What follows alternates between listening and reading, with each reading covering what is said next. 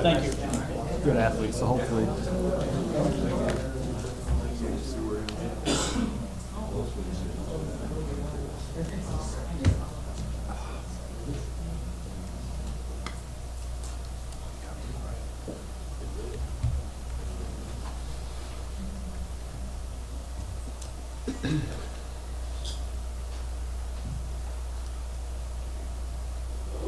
All right, it's 6 o'clock. I'd like to call this meeting to order. First of all, I'd like to let everyone know that Mayor Perez called me this afternoon and stated that he would not be in attendance tonight. He has I believe it's a son's soccer thing in Salt Lake or something this week, so he will not be in attendance tonight. If you are here and you're willing and you're able, would you please stand and join us in reciting the Pledge of Allegiance?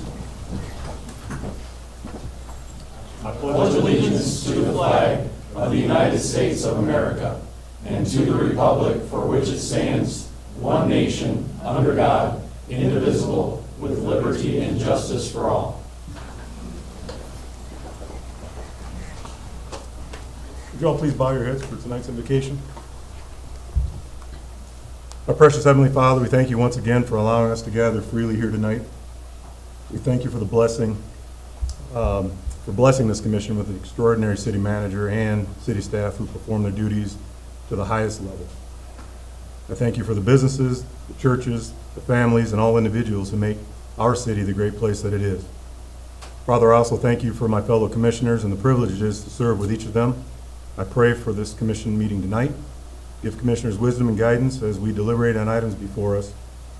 Grant that we would never neglect or abuse our authority, but that we would stand firm for truth, justice, and equality for all our constituents. May every decision we be righteous in your sight for our benefit and for your glory. I pray all these things in your precious name. Amen. Amen. Mr. Clerk, please call the roll. Commissioner Burr. Here. Commissioner Boring. Here. Commissioner Wiki. Here. Commissioner Smith. Here. Commissioner Abs. Here. Commissioner Miller. Here. Vice Mayor Mullins. Present. Mayor Perez. Okay, we have proclamations and presentations next. Under that item, we have one item for discussion tonight. It is Mr. Chris MacArthur with the electric generation project. Great. Thank you, Vice Mayor and Commissioners. Yeah, I just want to present tonight a project we've been working on for a couple years, but it is the Fawn River generation site that we have been working on to for capacity and generation resource. So tonight on the agenda we have the executive summary, contextual background information. MPPA is here. They're going to talk about the market conditions and really the analysis that they did for this project for us. Do natural gas project overview and then forthcoming recommendation to the commission. So if you go ahead a couple of slides. Onto the executive summary. What drove this project really for us was supply constraints, rising demand for capacity. It certainly made the resource adequacy a front and center topic in the electric industry. There really is a lack of generation in the PJM queue for sure, with the retirement of coal and other assets. And then also we want to use this project to reduce Sturgis's exposure and reliance on that PJM market as the price continues to escalate for those capacity needs.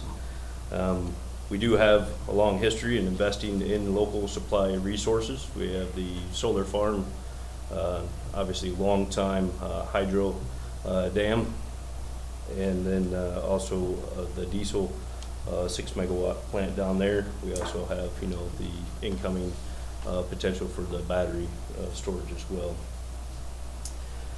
So tonight as well, in order to continue those efforts, we will be recommending that we move forward with the thermal resource investment. We won't have an official vote on that. We are currently working through the EPC contract with CAT as we speak. And we'll touch base on that a little bit further. Here with us tonight is Steve Donkersloot from Michigan Public Power Agency, and also Julian, and I'll let him tell you guys a little bit about MPPA.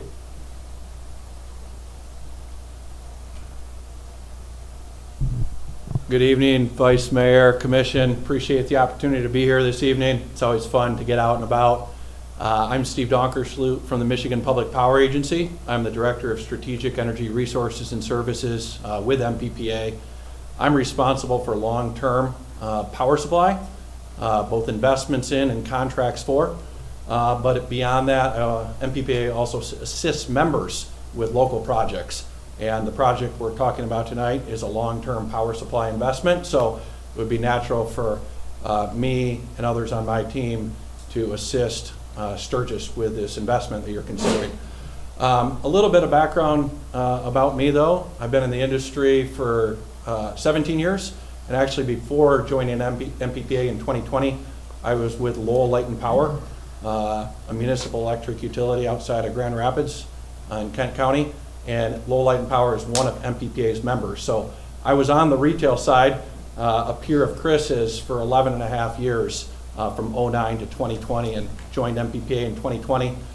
A little bit about MPPA for those of you who do not know who we are. We're really an extension of you. Actually, Sturgis is one of MPPA's 22 bosses. Sturgis comprises one of 22 seats on MPPA's board. I think that's just important to understand. I've been to communities where folks think Steve Donkersloot or MPPA, we're trying to sell something. We're not trying to sell something. We actually work for you, and it's our job to actually make recommendations to you for your power supply portfolio. MPPA was founded in the late 70s through a public act, Act 448 in the state of Michigan, and we were really created to be an economies of scale, economies of scope platform for municipal electric utilities. At that time, and largely true today, the bigger that you build power supply, the more cost effective that power supply is.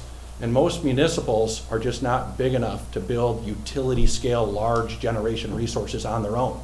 But through MPPA, MPPA can invest in or contract for large power supply resources, and we can basically divvy up that power supply to our members. So we're a not-for-profit entity, and we work for our members. Sturgis is one of 22 members of the agency, I would say full members. We have 12 associates as well. There are 40 municipal electric utilities in the state of Michigan. The 22 full members comprise approximately 85% of the municipal electric load.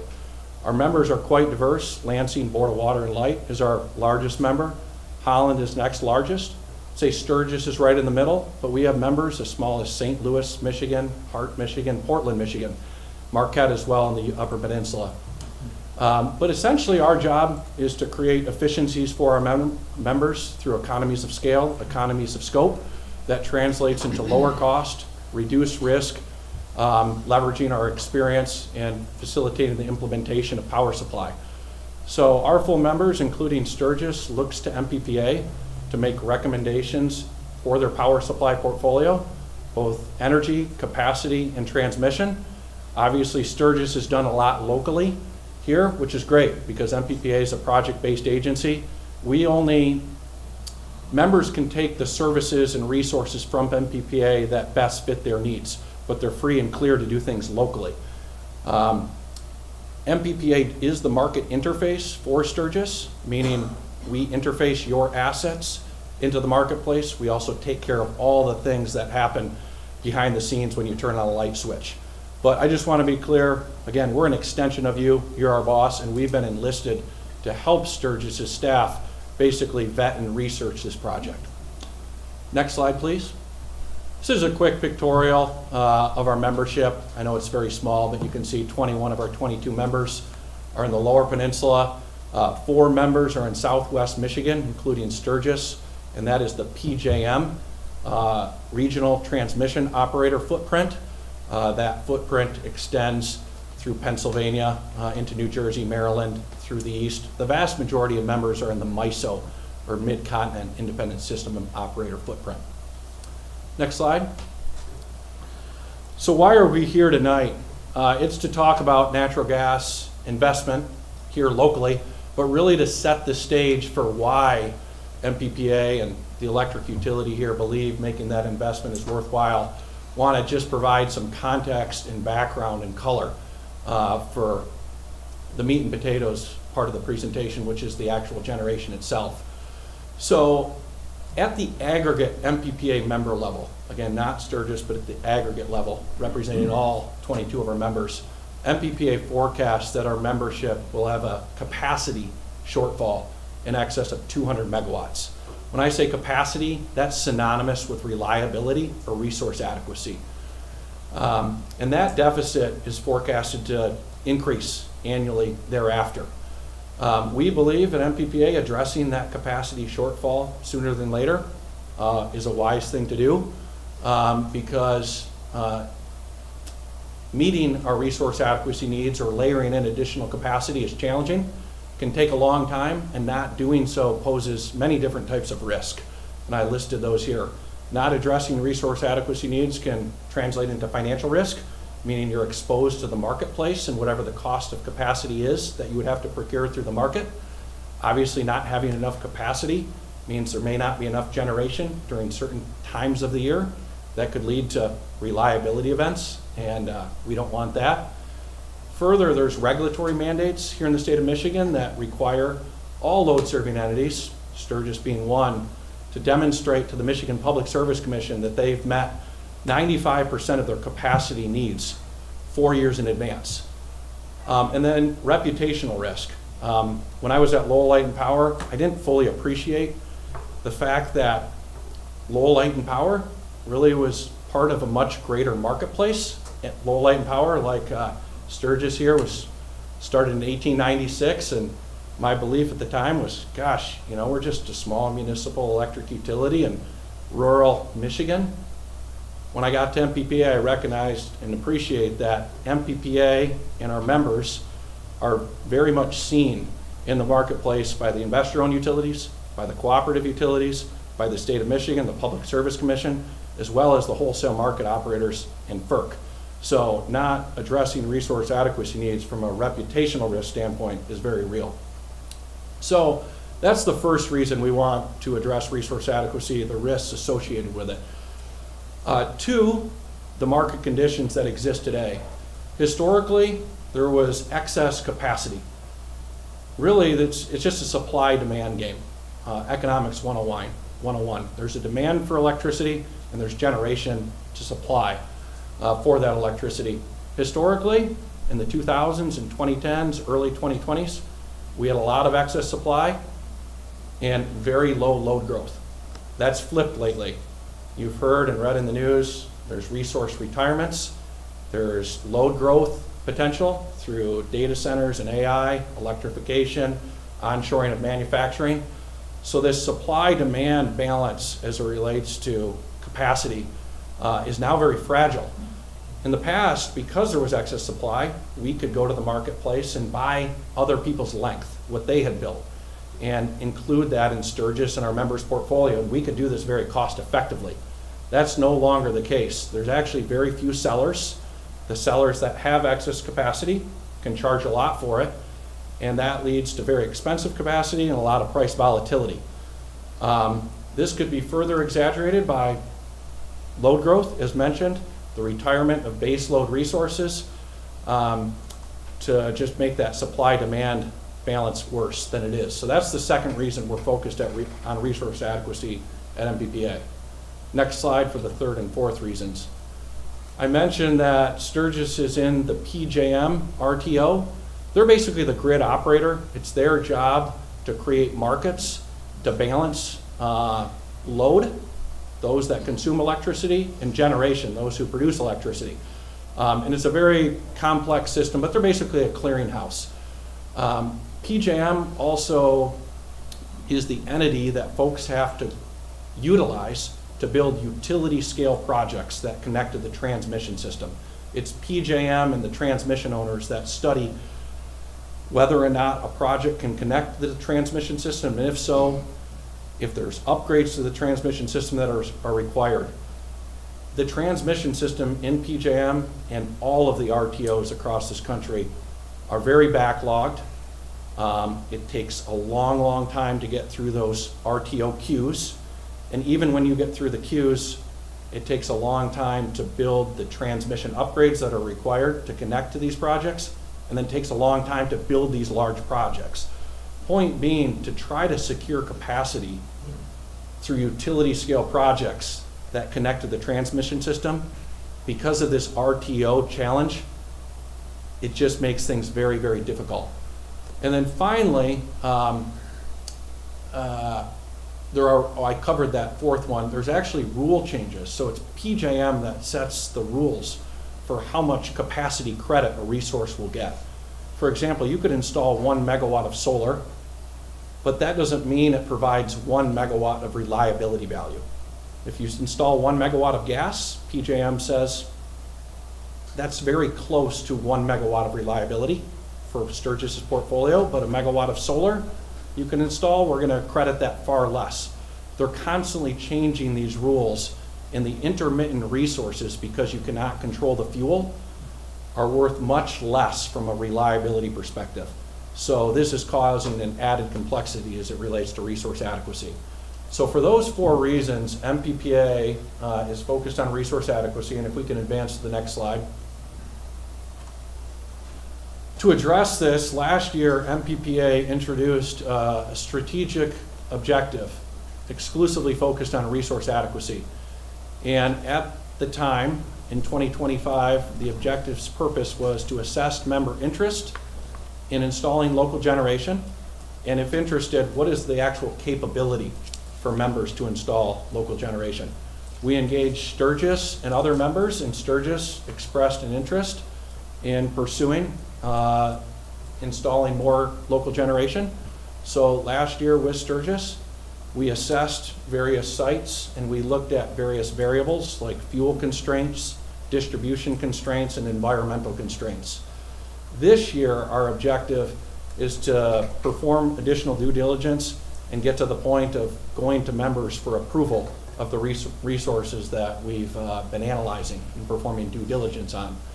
This objective is essential to address the forecasted deficit that I highlighted earlier.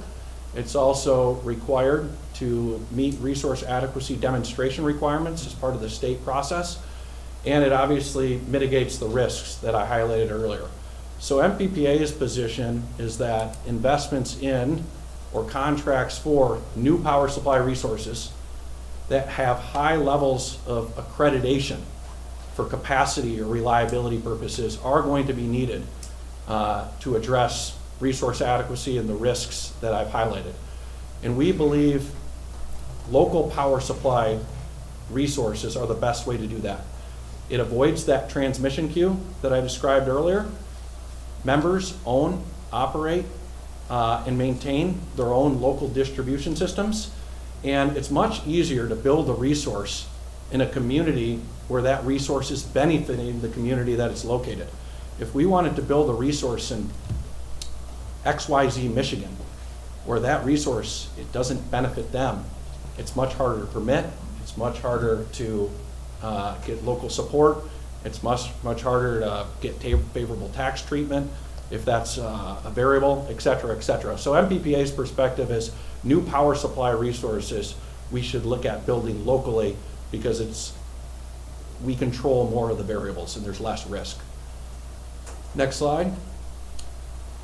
So historically, Sturgis has actually invested locally in resources.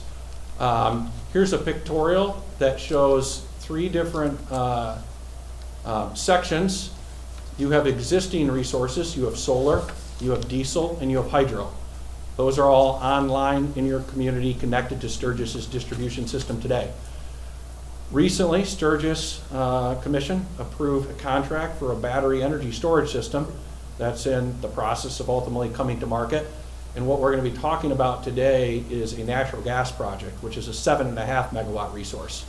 On top is your forecasted load. And your peak is actually higher than your load, but the way in which PJM calculates your requirements, they look at your load during the highest 5 peak summer hours. and the average of that is your obligation.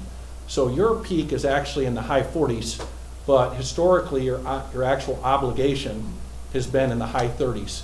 So by moving forward with this project, should that happen, you actually still have some open position, but you have taken a lot of chips off the table. So you're less exposed to the market and volatile and high prices. Next slide. I'm going to now turn it over to Chris. Chris is going to be taking the bulk of the boots on the ground operational technical details of the actual project we're going to be talking about tonight. And then I'll be back for a single slide covering basically the economics and financial rationale for the project. So, Chris? Yeah, thank you, Steve. Yeah, so the location of this project is at 390 West Fawn River Road. That is a proposed location next to the substation in between the White Elephant runoff pond and the substation. So the technology we chose for this, reciprocating or rice engine, reciprocating internal engine, unit size is based on gas supply.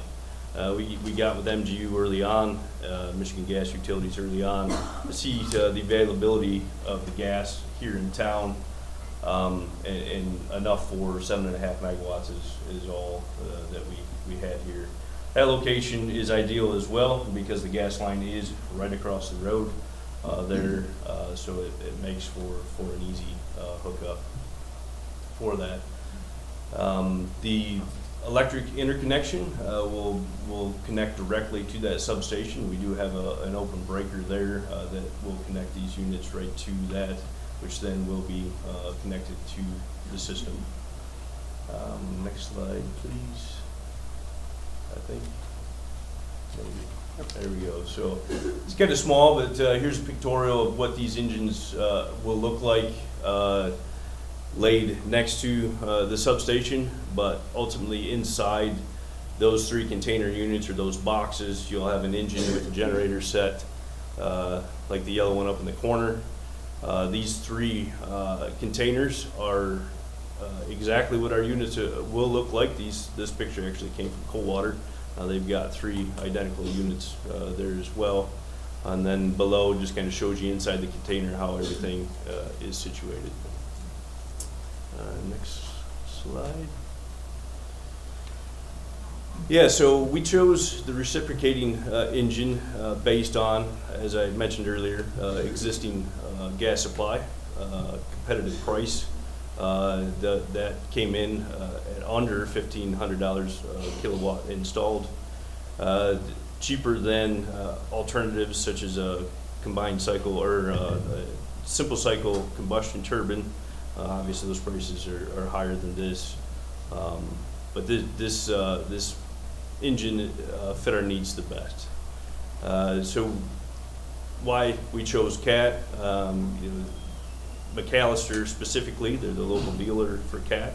CAT's a nationwide company. These guys, similar to Ford or GM, they're just the local dealers.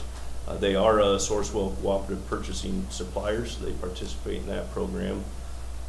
And ultimately the parts are here. They build these down in Lafayette, Indiana, locally. They manufacture the parts here. Back in the COVID times, I heard stories of other units that were down, but they couldn't get parts from overseas because some of these units, I'll say some of these other manufacturers make them overseas and then ship them here. So that can be an issue. So we like the fact that these are here, parts availability and service availabiliity. Like I said, there's units in Coldwater. They have units in Marshall. Also, Clinton has a unit. So, I mean, these things are already here in dispatch. So, next slide, if you would. Yeah. Okay. Yeah. So I'll turn it back over to Steve, and we can kind of go through the business case on this. So MPPA, of the things we do, we want to analyze power supply opportunities against other opportunities to make sure that they're competitive, because ultimately costs incurred by an electric utility flow to the retail customer and the businesses and residents here in Sturgis. So as Chris mentioned, the cost for the project And Chris will touch on this later. It's a turnkey EPC contract with McAllister Cat. That cost is $10.785 million. And there's a little asterisk there at the 10.785. You can notate on the bottom that that's for the turnkey EPC contract cost, which includes equipment, labor, engineering, civil work, switchgear, etc. But it does not include certain costs that aren't going to be overly material relative to the total project costs, like the gas and distribution or electric distribution interconnection. Nor does that 10.785 million include ongoing costs. Think insurance, think long-term service agreements, maintenance, any remote monitoring or operation. So that 10.785, just to be clear, is that turnkey cost for the project, which would represent the vast majority of the upfront project cost. As Chris mentioned, on a per kilowatt installed cost basis, that's just like an industry way of sizing up how competitive a project is. I think about it in the same way that folks talk about how much did your house cost per square foot, right? Did you buy a house that was $300 a square foot, or $150 or $90 or $500? This is trying to frame up a resource in that same way. So as Chris mentioned, you have simple cycle turbines, you could have combined cycle units, you could have other types of technology, fuel cell, linear generators, etc. But this price is $1,438 a kilowatt installed. That's very competitive in today's marketplace. MPPA's perspective is many technologies come in at a much higher price point, so the upfront cost is very competitive. MPPA then took that upfront cost, put it in a financial model, and we created what we call a test unit in MPPA's modeling software. We put that unit and its characteristics and specifications, how efficient it is, how quickly it can turn on and off, minimum run times, et cetera, et cetera. We basically want to model when this unit will run over the next 22 years. Our modeling capabilities go out to 2050. So we modeled this from 2028 to 2050. I want to be clear that when we model, it's at a given point in time, and markets change every day of the week. Electricity is a commodity, just like many other commodities. That price isn't static. But when we ran our models, we're basically looking to quantify how much profit can be generated by this asset, whereby the cost of the unit compared to the price of power in the market, we want to turn the unit on and earn that margin. So we incorporated that dispatch model result into a greater financial model. So the financial model, to be clear, is the upfront cost, the profit over time, as well as all fixed and other costs over time. Insurance, again, long-term service agreements, any monitoring, maintenance, dispatch, to basically look at the full all-in pro forma of that asset. And based on the net present value of that financial model, all in, it reflected a forecasted $15.4 million benefit to Sturgis. And that was broken down into several categories that I have here as sub-bullets. By having this asset in your community, instead of having to buy capacity from the marketplace, and we utilize our forward curve, what do we think capacity will cost in the future? There's a cost avoidance of $9.3 million. Because this asset can not only reduce your capacity obligation in the marketplace, it can also reduce your transmission obligation, which that's a topic in of itself that I'd be happy to discuss if interested, but this asset can be used to reduce that obligation, avoiding a forecasted $12.6 million in expenses. The net energy, or the profit, that energy margin I talked about just a minute or two ago, forecast that there'll be $6 million in energy profits. Obviously, to go out and chase and achieve those various values or revenue streams, you have to incur cost. You have the upfront cost for the asset, and you have the ongoing cost of the asset. And that's that $12.5 million cash outflow or expense. But when you net those together, again, in today's dollars, we're saying that moving forward with this resource will provide a forecasted $15.4 million benefit to Sturgis and its ratepayers. In nominal dollars, that benefit is much, much greater. But again, we discounted it to today's dollars. using a very conservative discount rate. Actually, the discount rate that a ratepayer may have for their own home, taking advantage of investing their money in the stock market. If we had lowered that discount rate, we would actually show that this investment would provide much, much greater value. So we've taken a very conservative approach as it relates to the discount rate for this analysis. So obviously, whenever a community is considering shelling out millions of dollars, investing in a new resource, it's fair for them to want to understand what does that investment look like for the community. And MPPA's perspective is it's a great investment, and there's a lot of cushion here, meaning there could be a lot that could go wrong or go against you to still be at parity with buying capacity or transmission from the marketplace. So that's an overview on the finances.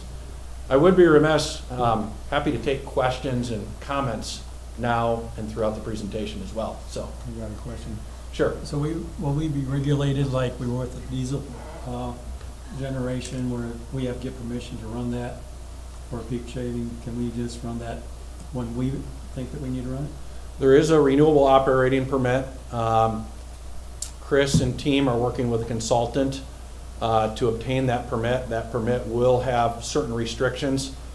I'm not overly familiar with the thresholds of the restrictions, but I would anticipate that you'll be able to run these assets, is it a couple thousand hours? 2,000 hours. 2,000 hours a year. Yeah.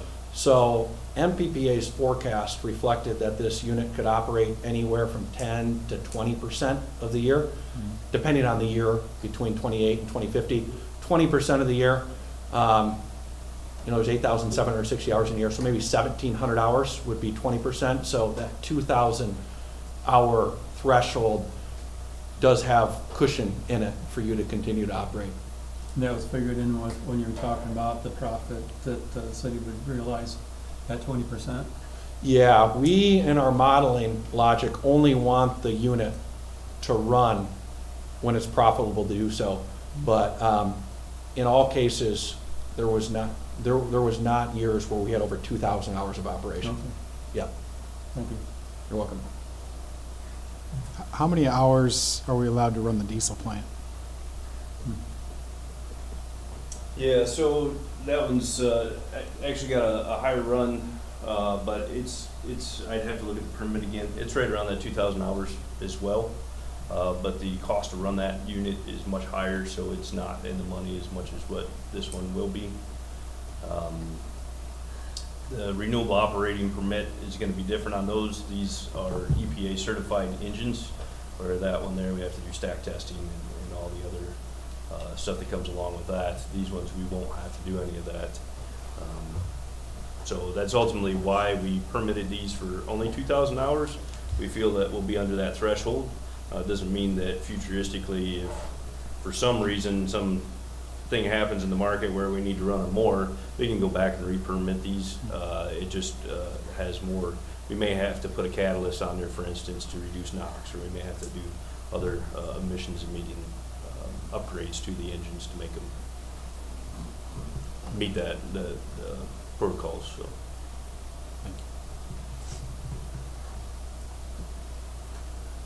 Any other questions for Chris or Steve? We'll go to the next slide. Just got a couple more if you don't mind. Yep. Just kind of want to step through, the agreement structure as Steve was talking about is an EPC contract that takes care of the engineering, procurement, and construction. We are currently negotiating that now. Just had a turn on that today. So the city attorney and we have hired a third party to help us negotiate that with CAT. Ultimately, that's why we're presenting tonight. I was hoping to have that done for your guys' approval, but that's taking a little longer than anticipated. So as you'll see later on, or in a couple more slides, I hope to bring that in June as well. So next slide, if you would. How the financial strategy, the project is to be funded through the fund balance in the electric department. We are currently negotiating the payment structure with CAT, and then those deadlines would be made on milestones within the project. Other major capital projects, obviously, that we have ongoing right now, the state line substation, getting ready for the battery project. looking at the electric building. We're still working in the design phase of that. But then also the Nottawa Street transmission line, and then the hydro dam earthen embankment would be the four main projects that we have going right now. We have been in consultation with our rate consultant. They ran some projections for us. Rates are stable where we need them. If we do move forward with the electric facility, when the time comes, that's when we would need to go out to bond for that project, is what we're showing at that point. So the plan would be to fund this project with the fund balance that we have currently. Next slide, if you would. This kind of just shows a development timeline, kind of where we're at. As Steve mentioned, we are in the final air permit stage. We just had a meeting with them today. The project analysis was completed. Vendor selection is complete. We will be taking that to Planning Commission soon. Once we get the EPC contract approved, then they can move forward with their site engineering prints. Then we could turn over to Planning Commission for their approval. And then project construction, these are planned to be online next October in service. Future agreements that will be negotiated are Michigan Gas Utilities Service Agreement, the CAT operations and maintenance long-term service agreement there. They will be maintaining these units for the long term. They just have the technical support that it's going to take to do that. And then the third-party monitoring and dispatch agreement. These units will be able to be dispatched from a third party or locally. So we'll have both of those capabilities. Similar to right now, we use a third party to dispatch the diesel unit. We just have to be on site to start it. But we have a contract with them for 150 hours to try to hit those peaks. These units will be utilized to try to hit those peaks, but then when it comes to the market dispatch, we'll probably have a third-party outfit that will start and stop the engines as well. Is that the last one, or is there one? No, two more. Yeah, so forthcoming recommendation, as I had mentioned, I anticipated to have the EPC contract tonight, but it just didn't get done. So I had MPPA staff scheduled to be here tonight, so we still wanted to run through that to see if there was any questions, concerns. But I will be bringing that back in June for your approval to move forward with the project. And with that, I think the next one is questions. Right. Any other questions for Chris or Steve? That was a very good presentation, very understandable. Thank you. All right. Well, hopefully here in a couple weeks we'll be back for final approvals. So. Exciting. Thank you. All right. Thank you. Very well done. Thank you. Next on the agenda is the visitor section. This is where public can comment on items that are not listed on tonight's agenda. If you have something that you want to bring to the commission, please approach the podium, give your name, address, and reason for being here, and you'll have 2 minutes to speak if you'd like. Nope. Hi. Hi. My name is Leslie Brooks. I know most of you here. I worked for the city for 15 years, and 13 of those years I was the office manager at the Doyle Community Center. And having worked at the Doyle for such a long time, I was very sad and disappointed to hear about the embezzlement case there. And I recently heard that, I'm not sure if this is true, that the city possibly might not be pursuing charges against the office manager. And I just wanted to express my frustration, if that is the situation, if that is true. I'm frustrated and disappointed, financial misconduct deserves accountability, and if this is true, the decision really sends the wrong message to not only city employees, but also to the public. You're sending a message that it's okay to steal. And having worked for the Doyle for many years and being a part of every fundraiser out there, money was always a very critical subject, and we were always counting pennies. We did several fundraisers a year to raise money to help the community and to help the center. And to hear that somebody just went in there and stole a bunch of money is very maddening. And I'm not sure if, I feel like all that work being done out there was done for nothing. So many man-hours have been spent on this investigation, and allegations were substantiated. So I guess I would just like an answer as to why charges have not been publicly filed yet, or I don't even know if it's been to the state police or if it's local, if the city's investigating it only, or if it's been turned over since it is internal. And that's all I wanted to say. I'm just really disappointed. I love the Doyle, and I loved my time there, and I'm very sad that somebody took a bunch of money. We all do. Thank you, Leslie. I think that's something for a city manager's answer on it at some point in time. I'm sure that something's going to come out as far as her questions tonight.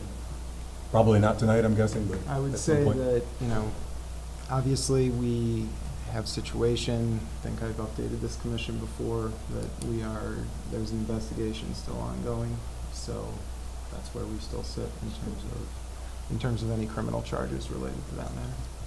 Okay. Thank you. Is it still being investigated by the Sturgis PD? That is the body that is looking at it. Last time I was aware, they are putting the investigation together pending something delivered to the prosecutor's office. Is that correct, Ryan? That's correct. Okay. Thank you. Thank you. Is there anyone else?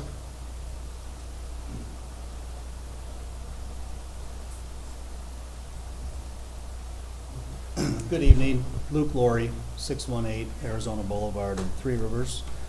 I was here a couple months ago announcing my candidacy for state representative. I'm here tonight to just talk about a few more things.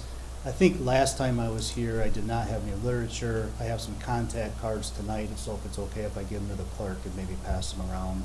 Is that Sure, would you like to do that now? Yeah, just Yeah, pass them down. okay. Just didn't want you to run out of time passing. No, it's okay. Just a few things. The campaigning is going well. A lot of positive feedback. The election's coming up faster than what I thought it would. Primary is August 4th. Absentees go out June 22nd, and so I'm up against the clock. But working diligently and moving forward. I just kind of wanted to come back and say just a couple things to remember. So as you go to cast your ballot, whether it's June 22nd or August 4th, few things. One, there's one candidate with 2.5 decades of professional public service, 2.5 decades of protecting your safety, and 2.5 decades of standing up for your rights, and that's me. As I knock on doors, a couple things. People want change. They want somebody who's pro-military, pro-law enforcement, education, small business, and pro-ag. That's me as well. The other thing that they're asking for, the change that they want, is somebody who will go to Lansing and build teams and be a team player.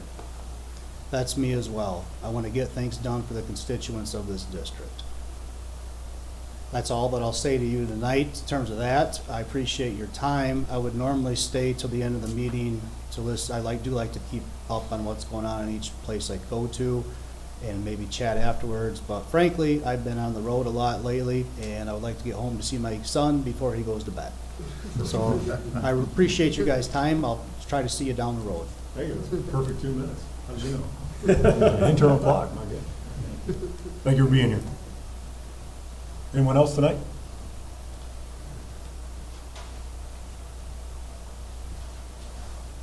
Hi, my name's Jersey Anderson. My address is 312 South Jefferson Street. I'm 23 years old, and I have never seen America at peace. I was born in Brentwood, California, August 21st, 2002, almost a year after 9/11 when the war on terrorism began. My hometown's population of Brentwood, California is 67,202 people, which is considered a small town, not a city. My high school alone had over 3,000 students attending it, and Sturgis has a population of 11,000, just to put it into perspective. I'm the graduating class of 2020. My last day of school was an active shooting. I graduated in the back of my car. I survived COVID, the Paradise Fire, amongst several others, mass looting and rioting, and severe droughts. The first presidential election that I was allowed to vote on in 2020 was Biden versus Trump, and I looked to my elders and said, "Is this normal?" I moved to Sturgis a little over 2 years ago, thank goodness, hoping and praying that the biggest small town worry I would run into are potholes and whether or not we could have chickens. Brentwood has less drama, with over 6 times the amount of citizens. There is one thing the commission needs to hear from its citizens, it's this. If you choose to bicker without explaining yourselves to the people who voted you in to represent us, you leave everything open to speculation. I heard that. My neighbor says this. Well, I think this. Even worse, you denied your own investigation. Now, people who have no idea how small government works and decides their opinions based on Facebook highlight reels think the absolute worst of us. Not to mention the absolute nightmare the American ecosystem as a whole is right now. People are scared, and your job is to make it so our community feels safe, maintained, and spoken for. The fact that our own airport is in jeopardy, and you lied saying, sure, we can fit your concerns into the next meeting, which I don't see on the agenda, is appalling. Everyone I've spoken to has extremely fond memories of the airport. I go there on a weekly basis to watch planes and catch some sun. Aviation is more than a rich man's hobby. Jersey, you're at the 2 minutes. Dang. I only have a little left, too. All right. Thank you, sir. Thank you for your words and your concerns, and for being here tonight. Thank you. Is there anyone else who would like? Could the city manager explain the airport work session issue just for the benefit of everybody? Yeah, so we did place the airport on a work session at this meeting. I was contacted by one of the gentlemen who spoke at the meeting last time. He requested that we move that to a future meeting, so that is scheduled for a future meeting. I appreciate Yeah, For next meeting, June 10th? that's the intent. Correct. Yeah. Okay. I'll try to give you warnings as to time and not just a hard cutoff like yours. Done. I'm sorry. All right, Roger Krantz, owner of Krantz General Machine and Tool here in Sturgis, Michigan. I'm not really here to complain. I'm just here for some information. I'd like to say that Barry and I have worked together on certain projects between the corner of Congress and Prairie, and Barry's done a great job, and I know he's retired. I'm certainly going to miss him. So my statement is, if you look at those pictures, Congress was done when? 2000? Congress? What? So from Prairie to M66 is the end of 2021. 2021. So 2023. So what I'm looking at is, if you look at even to the very back page, to stay within my 2 minutes, the gutter pan and my sidewalk and my parking lot are literally popping with rocks, or whatever that aggregate is that seems to be in the concrete. It's all up and down Congress Street. There's some even out here at the city parking lots out here, I've noticed. I don't know what the problem is. Barry and I have talked. Nobody seems to know what it is, but I know that my taxes are going to go up to accommodate the additional concrete that was put in down there on Congress.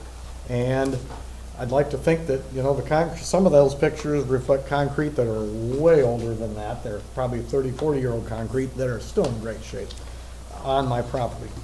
So going forward, I'd just like to know if there's a way we can look to see that it doesn't happen again, and know that I'm not going to be charged when my concrete all turns to crap and looks terrible, that I have to pay for it again. I think the price was very good. I think that the work looks good, but it's failing profusely at this point, and I'd hate to see more things happen the same way in the city of Sturgis. It's our tax money, and if I do work for people, which I do a lot of work for a lot of businesses in town, we stand behind what we do. I think somebody should stand behind the concrete. I don't think it's the city's problem, but we need to get to the bottom of whose problem it is. Because going forward, the concrete is not gonna last like the rest of my concrete on my property. Thank you very much. Thank you, Roger.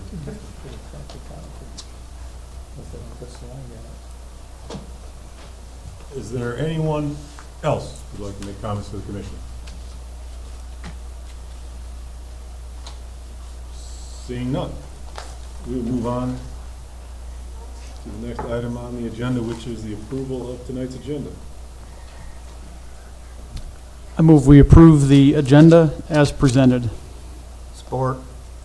We have a motion and support. All in favor? Aye. Opposed? Motion carried. Looking for the same for the consent agenda. So moved. Second. We have a motion and support. All in favor? Aye. Opposed?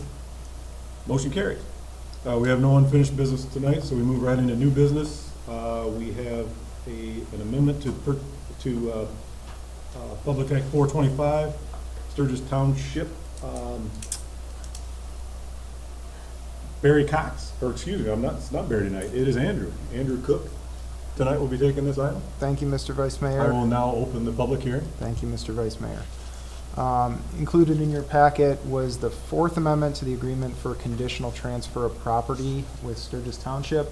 For those who have been on the commission a little bit, you're familiar with 425s, but for the benefit of the audience and those who may be newer, 425 agreements basically are agreements between city and township. They govern the rules for how we may transfer property from those surrounding townships to the jurisdiction of the city. We have several of these with different townships in different areas. The one with Sturgis Township has been amended several times. Amendment 4 is very specific and pertains to one property located at 26846 State Line Road, as shown in Exhibit A. And that is the map that's up there currently. This is right on the state line, so if you look at the southern border of that large stretch of property on the map, that's the road that separates Michigan and Indiana border. The city owns the two large parcels that are not hashed. We also, or I should say the Economic Development Corporation owns those parcels. We also own the parcel that is hashed. So here Ken's giving you some context for where that property is, right there. So if you go back to the survey, please. The hashed property is the property in question. The other properties are within the city of Sturgis. We talked to the township. We want to be able to bring this property in. However, we did not have in the current 425 agreement the ability to do that by request. So other agreements were allowed the other two properties to come into the city after they had been purchased. This one had not. Spoke with the township. They approved this amendment to the 425 agreement. It will allow us to bring the property into the city by our request. And that'll give us flexibility to rezone it appropriately and then combine it with other parcels as necessary. Happy to answer any questions. This is a public hearing. If there's anybody in the public that would have any questions for Andrew at this time? Any comments from the commission? Question? No. None? All right, we'll close the public hearing. And I'll entertain a motion. Mr. Mayor, I move that the Sturgis City Commission approve the Fourth Amendment to the Agreement for Conditional Transfer of Property pursuant to 1984 PA 425 of Sturgis Township as presented, and authorize City Manager Andrew Cook to sign all necessary documents. Second. We have a motion and support. All those in favor? Aye. Opposed? Motion carries. Thank you, Andrew. Thank you. Next up is Barry Cox. He's here to talk about our Haynes Boulevard right-of-way dedication. Welcome, Barry.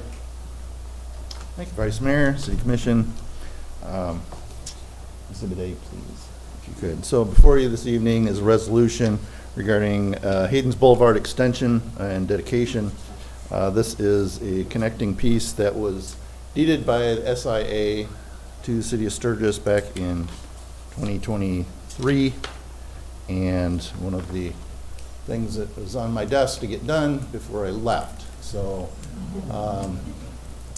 So this is only the dedication of this 80-foot wide stretch that would connect the Haynes Boulevard that is part of Bullard Industrial Park on the west to North Nottawa on the east. It does not necessarily mean that we're going to build a road there right now, although there's hope, I guess, in that regard.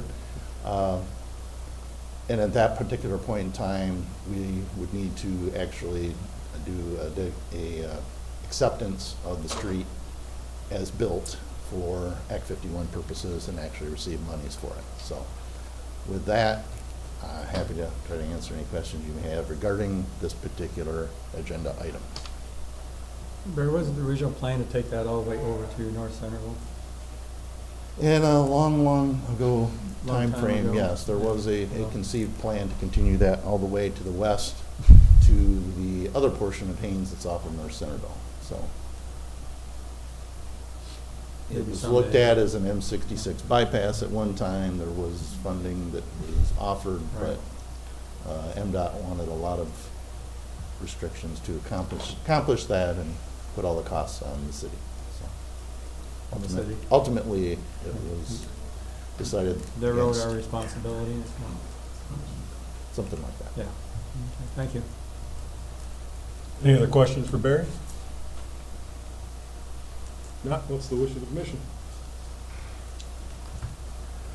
Mr. Vice Mayor, I move that the Sturgis City Commission approve the resolution as presented to accept conveyance and dedication of the property shown on Exhibit A as part of the Haynes Boulevard right-of-way and used for public right-of-way purposes. Second. We have a motion and we have support. All those in favor? Aye. Opposed? Motion carries. Thank you very much. Thank you, Barry. Appreciate it. Next up is Daniel Root, speaking on the cemetery barn exterior rehab. Welcome, Dan. Thank you, Vice Mayor, Commissioners. I am excited because this is my last capital project to bring this year. So included as part of the current fiscal year capital improvement budget is the rehabilitation of the cemetery barn exteriors. Both the original wood frame barn and the masonry building are in need of a refresh. Both buildings were sided with vinyl siding over 20 years ago, and since that time have undergone changes from the removal of the greenhouse and associated connecting structures. The original single-pane wood windows in the old barn, many of which have been boarded up from the inside, are in total disrepair and are a security concern. Staff did develop a bid specification for the project to include removal of all the vinyl siding, the lower level wood windows, and replacement of 3 of those in the existing shop area that is still used for natural lighting. The other wood window openings would be framed up and prepared for new steel siding. With all the upper windows on the building would be replaced with non-operating vinyl replacement windows. New steel siding, soffit, and fascia will be installed on the exterior of the entire facility. We published the bid on April 17th with the bid opening date of May 18th. 2 bids were received. In the previous slide there, you can see the bid tabulation. Staff's recommending the bid for Borkholder Vinyl Construction in the amount of $54,750, and also recommending a contingency of 10% on the project of $5,475. The fiscal year budget included $150,000 for this project. Along with the exterior maintenance, we would like to, as part of the upgrades for this facility, we'd like to add some additional lighting in the old part of the barn, the wood structure of the barn, as interior lighting as well as new exterior security lighting. That work was estimated at $3,445 and was included in your project cost spreadsheet. The original plan was a financing vehicle for this project. This is a new paragraph, I didn't write this one. Given the change in the nature of the cost, staff is recommending to pay for the expenses out of the capital reserve. This will require a future budget amendment. Glad to entertain any questions. So, go ahead. Okay. So you're putting steel siding on Yes. the barn, all of it? All of it, yeah. And what's that look like? Vertical steel siding, Vertical whole steel arm siding. steel. Yeah. Was there a reason this wasn't brought to the cemetery board? I have no idea. That wouldn't have been my purview. We had it, it was a capital project that was included in the budget. We didn't take, I guess, design elements to the cemetery Well, that'd board. be for approval, but just for information purposes, I thought that would have been Yeah. a proper thing to do. So what color is the steel gonna be? The idea is to kind of match what we've been doing on the park pavilions and things, kind of a clay brown color. Clay brown? We've done all of the well houses and all the pavilion structures. It's a brown heather color. Okay. Bring some uniformity to the park facilities. And it sounds that you weren't familiar with the original plan for paying capital expense in the fiscal year 2026 budget was a financing vehicle. I can take that one.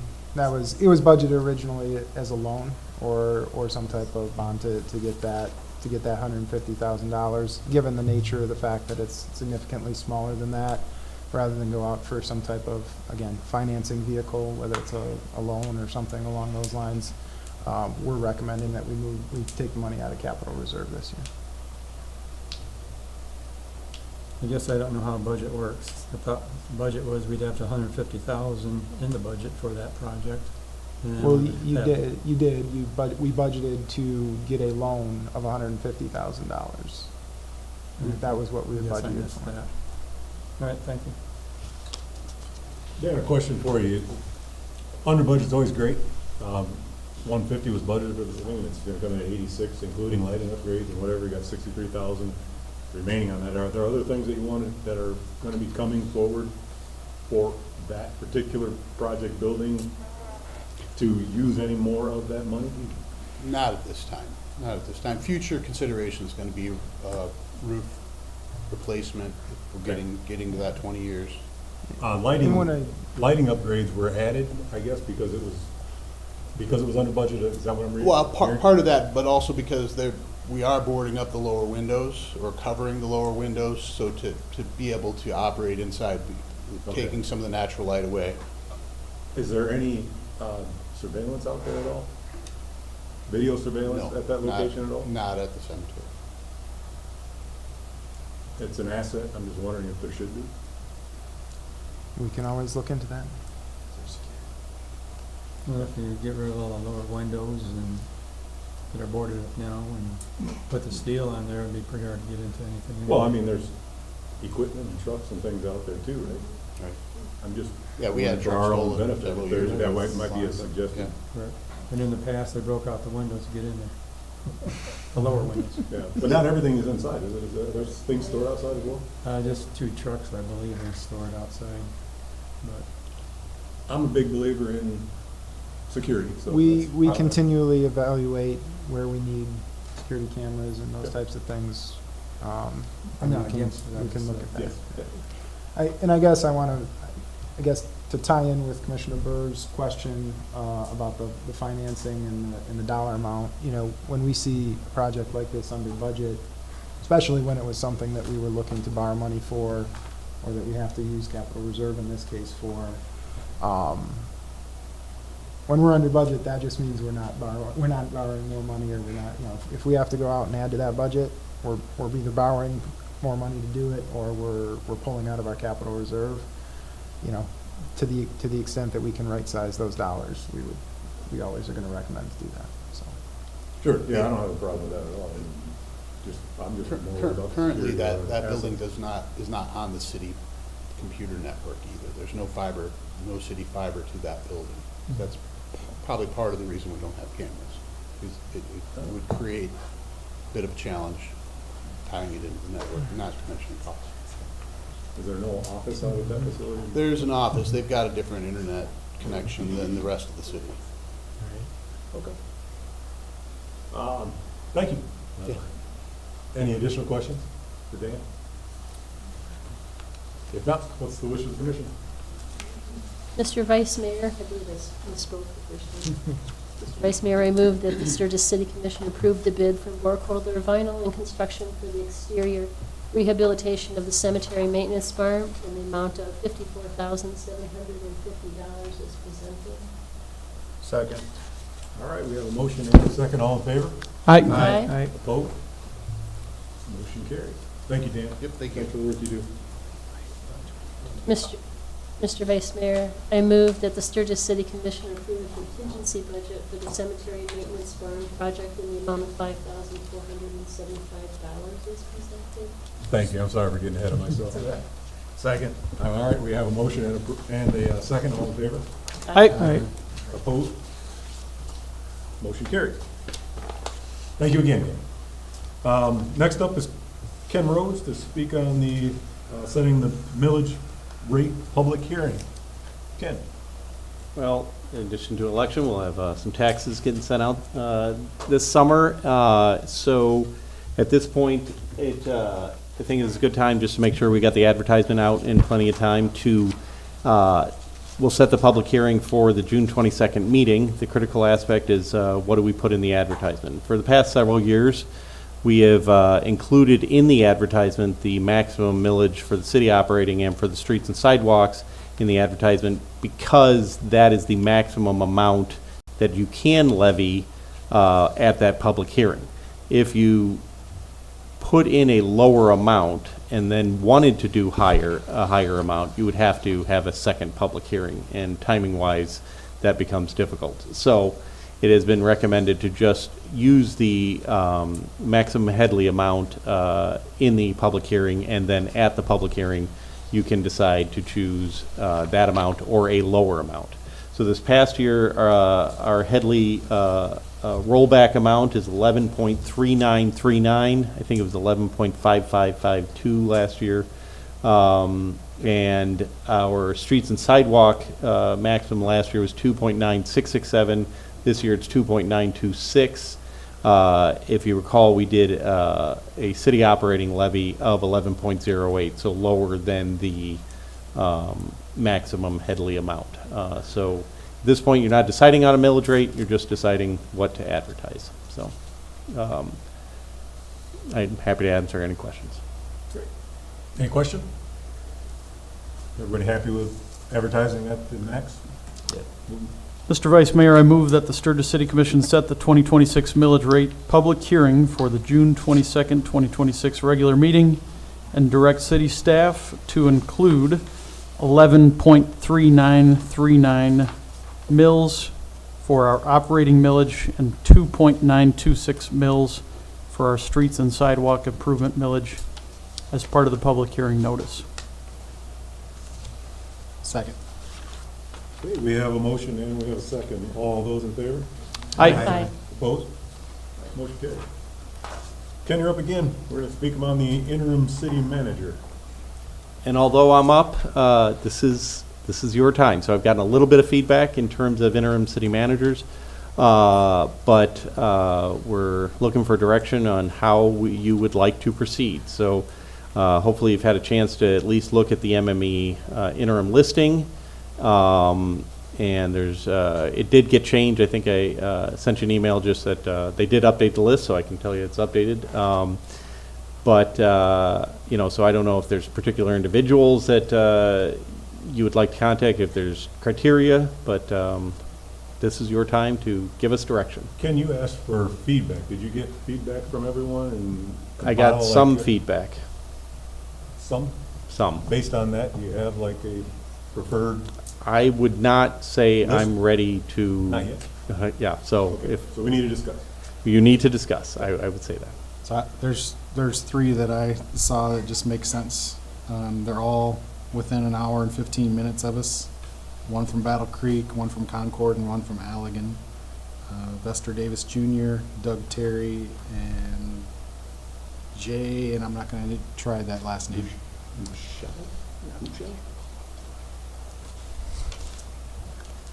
So yours are Davis? Vester, Doug, and Jay. My pick would be Vincent Pastu, Doug Terry. I just picked two. We got one of them out of the three that you gave, Commissioner. What was your second one? You said Vincent and who? Doug Terry. And Doug? Yes. Vincent Pastu. Could be my I first. also had Vincent as my top, and I had Jay Duchau as my second and Vester as my third, so, I'm hearing a couple names over and over again here already, but. I forgot to write it down, but Doug Terry stood out too for the same reasons I think you all have mentioned. And then there was one more, but I apologize, I don't remember the name. And I can't pull it I out. will pull it up. The only thing I had with Mr. Terry was, the top of his resume had a bunch of interim city manager experiences, but they all seemed to overlap one another and be, did anybody notice that? Yeah. Was that confusing you? That's why I kind of shoved it to the back, I guess, on my part, but. So if they're getting his interim, you don't have to be here, 40 hours a week, but I know some of them will take on one or two jobs intermittently. Could he be working at 3 different locations at one time or more? I didn't notice the dates on those. Oh, yeah. I they're think all- that is a possibility that he could be. And just to pass along that James Freed of, I think it's Pivot Consulting has said something. He did mention that Doug Terry is somebody that he's familiar with and Okay. Well, I've heard Doug has 3 been- times already, so. yeah. I think that's it. Yeah. I think that was the other one. And I had Ed Vincent. Yeah, that's another one. Vincent Pestu. Yeah, he was my top, Vincent, actually, yeah. and Yes, Rick that was mentioned as it. well. Where's he coming from? Farmington, Farmington. by Detroit. I've got it up here, so if you want to look at anybody's resume, I can pull it up on the screen. Well, out of the 7 of us that are sitting here tonight, I've heard Mr., I'm gonna call him by his first name, Doug Terry. I've heard him 3 times. I've heard Vincent past you 3 or 4 times already. It sounds like there might be a couple of them that we're interested in. Investor Davis is from Battle Creek as well. Is that the other one? Another close one, that's it. I had mentioned him as well. I Oh, know you you did. did, and I think Kathy might have, or Dan, one of them might have, I'm not sure. But do we want to just kind of look for 3 or 4 of, I think there were 9 names on the list, just for direction for Ken? Yeah. Pick one and then, or pick 2 and see if one can't do it, then go to the second one and. Well, again, so there is no set criteria to what their rates are, how often, that kind of thing. So that's still there's still questions beyond, Doug Terry may be very willing to do it, but again, under what circumstances, so. Got to find out how many hours a week, each Several one of them can said- put in. Yeah, several of them said 5 days a week. Do we need to work on something for you to present to them on what their expectations are for? things at this I'd point? also think you may want to call them in for an interview. Well, exactly. Yeah, so I think Prior to the interview, do they need something from us? Ken and I that we're did talk expecting? about, I think what we're looking for, or Ken is looking for here, and I know that we talked about this a little bit at the last meeting, is criteria of what you're looking at, how many hours a week are you wanting somebody here? Pay range is something that we have to consider and kind of put out there to them, for an interview, and then, because if we're wanting 30 hours a week and they're thinking 10, that may not be an interview that you want to take. But, so I think that's what we're looking to develop, or at least get direction tonight, and, put something together and present back to the commission to say yay or nay on whether or not to present that to the potential candidates. Okay. Because I honestly don't know what would be required hour-wise from them, and I would be looking for, I guess, help and direction on what we might consider. I mean, in my eyes, it'd be a 40-hour week, but that's just me. Well, they probably have experience, they could probably tell us a time frame for this type of city or this size too. So maybe they can give a little feedback to help us too. Well, and the scope, what's the scope of what they're going to be doing, so. Correct, because we'll have to narrow down in a contract with them Right. with an agreement as to what the scope is. Right now, Andrew's kind of the Swiss Army knife of all of those activities. Whether it be the electric department, whether it be, police, all of that, he has, in development. He was integral in a lot of the development agreements with some of the brownfields. And so that's something, you know, if a brownfield or something like that comes up and a development agreement is needed between now and the hire of a full-time, is that something you want this individual to be involved in? And if so, you're gonna want, they're gonna want that clearly spelled out, and you're gonna wanna know what experience they have in those areas, so. Because again, I think the last meeting we talked, there was a discussion that it might be next year at this time before you have somebody fully installed, which means there's a lot can change between now and then, and I can speak with working with city staff, and Andrew's been on those brownfield, some of those development agreements are pretty labor intensive, so. Yeah, I was going to just mention the time frame of an interim is a fairly important aspect, and probably doesn't have to be nailed down exactly, but anybody you're bringing in probably wants to have an idea how I would long they'll suggest be we'd here. have something in the agreement that would have an outward date that they would agree to be up to a certain date. So we don't get to, January and they say, well, I'm heading to Florida for 2 months. I guess if you need me in March, I'll be back. So that's something that we'd want in the contract as well.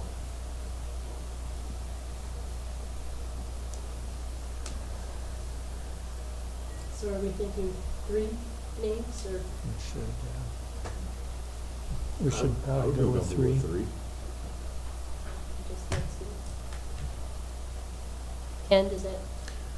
Again, What are you 3, thinking?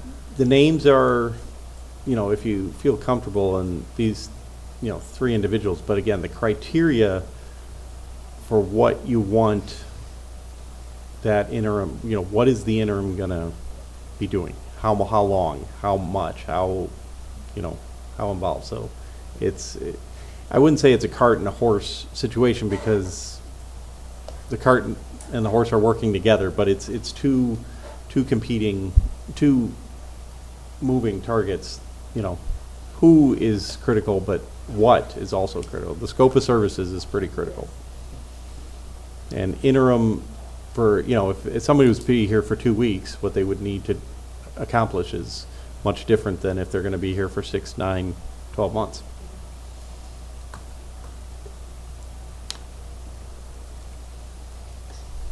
Well, it seems as though we've got a lot of things going on that we can't just push off because we have an interim. I would think that we would want somebody that's here that could potentially help in those types of things that Andrew's been doing with brownfields and all these other things that are happening. I guess I don't know how many hours that would require. I mean, it seems to me I'm a 40-hour-a-week guy if we're going to hire somebody, but if something like that can be done in 30 hours, if that's what the commission is comfortable with, I'd be comfortable with that as well.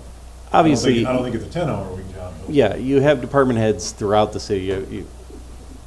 Most of the city staff will still be here, but this city manager role is extensive. So, and again, Andrew's been away on vacation, and we all survive, the week. But again, what are you looking for out of an interim city manager? Anybody have any idea, any input on hour? Well, I would think at least 25 hours. I mean, wouldn't you think?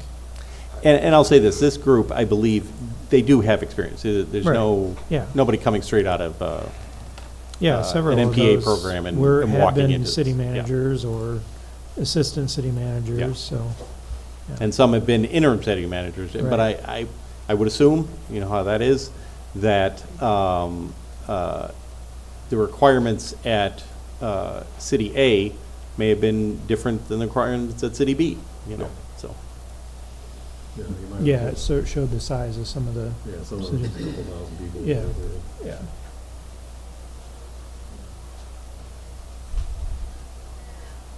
And then we also need a up to date that we'd be expecting they'd be here, which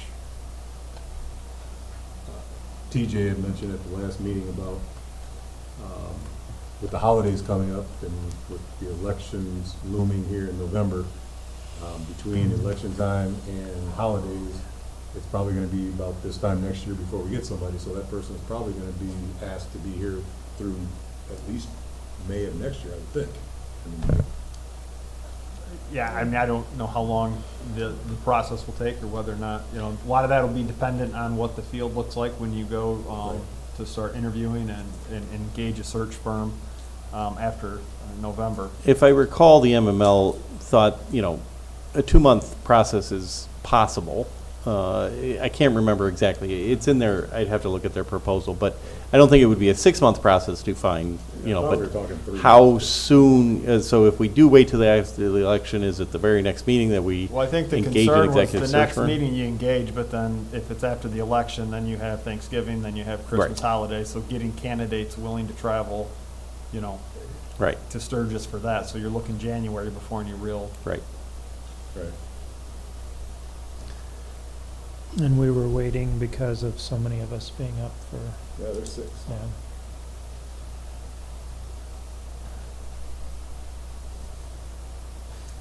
Would it help if we sent them our budget to see what's involved with the city, what they're looking at?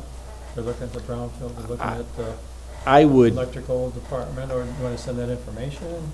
I would, well, our budget is public information. I would be shocked if any city manager candidate would not have, they'll look up our budget. Okay. They So absolutely. you don't have to worry about that. But No. If they're not, if they don't feel they're not qualified, then they're probably not going to agree to do the job. I guess again, we're making assumptions here, and I Well, don't I mean, care for that, but if you're not I would used to say running an each, electric facility that we have, electric company within a city, that's a little bit Yeah, but different he than- it is. I would be surprised if any of these folks would say that Sturgis is not something that they could handle. Because, again, city management has nuance throughout every city, but it is a profession, and there's something new at every town.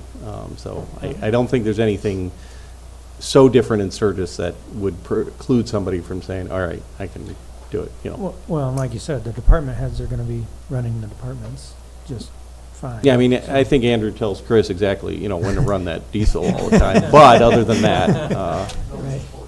yeah. So as far as tonight, then, you're looking for something from us to give some information to candidates who might.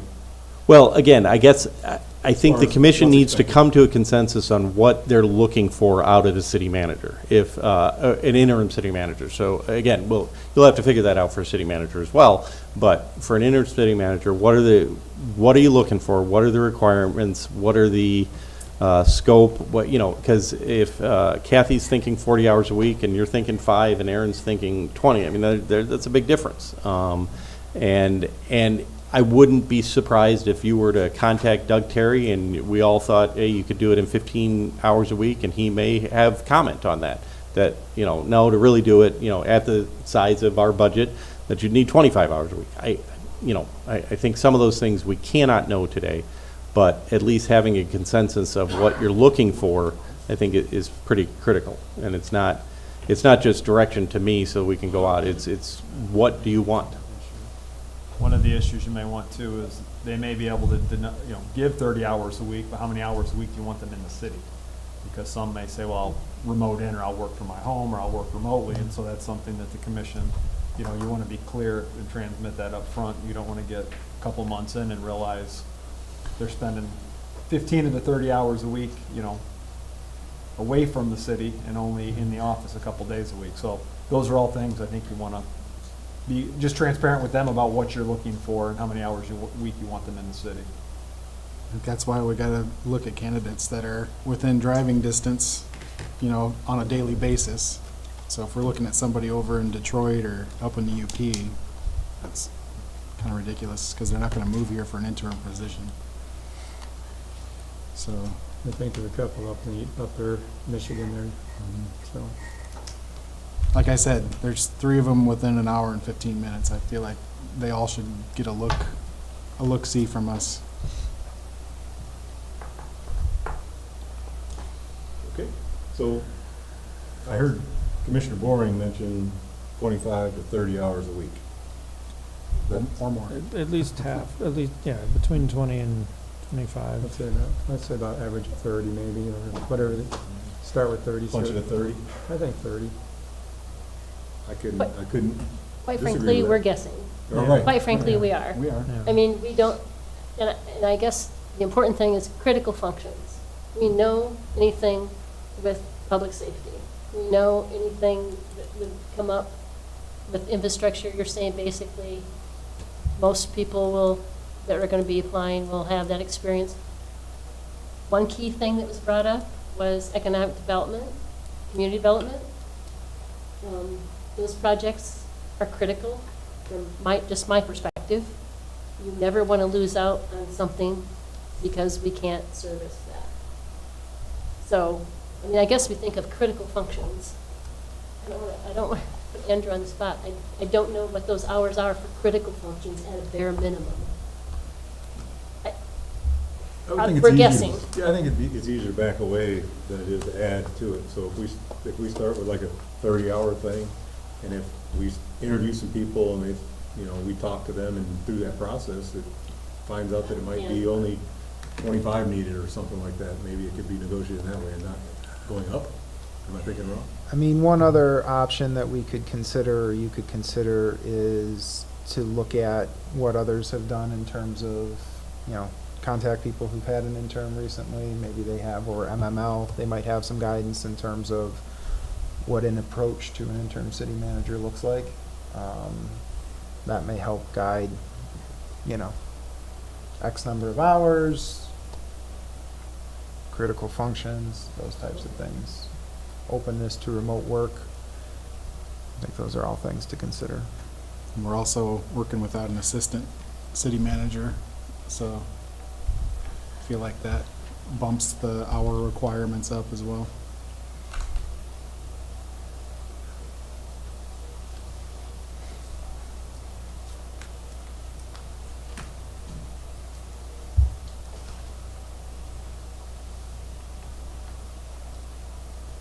So at a minimum, number of hours and duration that we're expecting out of the interim city manager to start with, before we go out to solicit them? Probably at least 8 months, right? And as TJ said, I think we might even put a year out there, be willing to say that for X amount. Because a year from now is not ludicrous, probably unnecessary, but hard to say.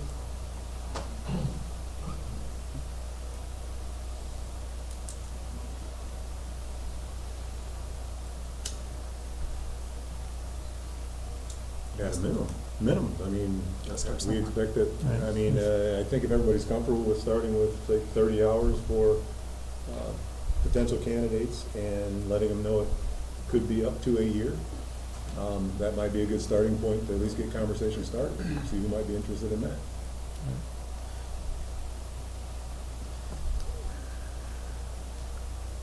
I agree. Now, as far as functions and things, it seems like that would all come during the interview phase. Would we need to have specific functions that we, Kathy mentioned a couple of things there that we would want them to be responsible for. Most of these people have served in the role of a city manager. Most of them have served as city manager already, so I think they kind of understand what is involved in it. So I don't know that we really need to give a punch list of exact duties that they would be expected to perform. That's not what you're looking for, is it? No, I don't think it's exact duty. I mean, the city manager profession in general obviously has some things. As the commission has looked at hiring an actual, permanent city manager in the past, what are the criteria? And an electric utility, do you have experience with that? And that doesn't necessarily mean that was definitely the person that was going to get hired. You had to have experience with that. But those are the kind of criteria that you look at. I would think with an interim city manager, it's a little different, a little less, because you're not looking long-term. But, are there some some type of criteria that you think is pretty critical that this person would have that skill set. All these folks have been city managers in the past, so they have that prerequisite in their favor.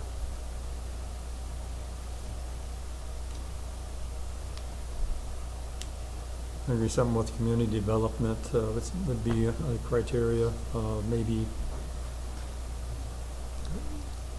So the budget is the capital expenditures, capital and extraordinary expenditures also on the website. It should be, yeah. Okay, so then they can look at that and see what we're expecting to do in the future. So they should have that when they come in, that knowledge, and see if they're strong in that too. So like I say, they're kind of going to have their own criteria that they're going to bring in with them with their experiences. So just a matter of picking out which one's going to be a fit for us.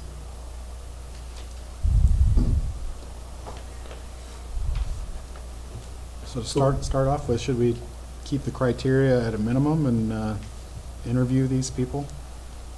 And then can kind of narrow it from there? I think so. I mean, criteria, they're all. Do you have a they're all concept experienced in when you would want this person to start? As soon as possible. Yeah, so they can be under Andrew for a while.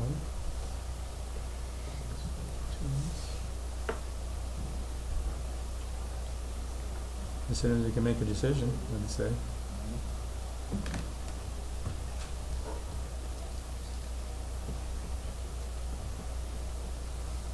Yeah, and, you know, compensation is obviously something you've got to, you know, I think if you say $1 million for a month's work, probably get a couple people volunteering.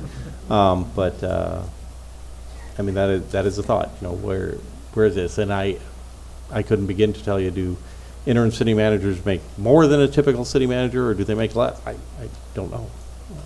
So.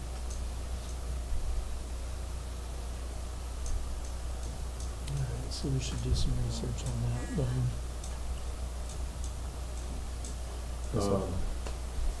Guess we can start interviewing and find out. Well, we need to get the list down to who we want for interviews. You know, the top two that were mostly mentioned, and then maybe a third. If someone had a third, I think Commissioner Wiki had, what was your third? Vester, Doug, and Jay. Yeah, those are the three there. Does that sound good to everyone? I mean, at least we get names down, talked about Vester Davis, Jay Gottschall, and Doug Terry. For a starting point, does that sound good? I think Vincent S2 was the first. Vincent S2. Oh, yeah. He was from the east side. Terry was the second most, and then no one else came up with third, I think, did they, besides Jay? I mean, reaching out to 4, I don't think is that big. That doesn't necessarily. I don't know. I mean, you know, Vincent passed through may say, yeah. And it turns out, you know, I'm going to Vegas for the next 6 months. I don't know. That's why we should have a couple. What's that? That's why I should have a couple. So we got 3. Yeah, that's We why. start Yeah. with 3, and if we start losing them, we can start calling some others. By then, we might even have a few more come up, or a few more go away. I don't know. Hard to say. I haven't heard a clear 3 yet, though. Doug Terry, Vester Davis, and Vincent past you, is that what I'm hearing? And again, if you had 4, that's I don't think that's a problem. Vincent. So I'm hearing Vester, Vincent, Doug, and Jay. Jay, correct. Decent. At a 30 hours. max, start at about at a 30-hour Minimum. That might be time that might be more than per what they week want. and 1 year. I'm sorry. That might be more than what we need, but It could be, but I mean, I don't want to say 15 Or and that then they want. find out it's going to require more. I mean, it'd be better. And again, I think we'll get feedback from these Yeah. folks. You know, that Just one may starting. say, Yep. I need 40, I got to be there. You know, or one may say, I can. You know, it's like naming a tune. I can do it in 2 notes or something like that. So Now, TJ, let me, at this point, if I were to reach out to them just with simple email at City of Sturgis is interested in possibly using your services, their thoughts are 30 hours a week, their thoughts are up to a year, that type of thing, and please let me know your interest, because again, we may get something back and just say, you know, my situation just changed and I'm not interested. I don't know if there's... Preferred on-site and not, see where that goes to? You could, I mean, it's, Well, we'd like to have them present most of the time. That's what I'm saying, just Yes. in that introductory, say the Mhm. commission prefers that. Yeah, and that's be an what, on-site Be yeah. on site, right? Yep. Position for those hours, not remote.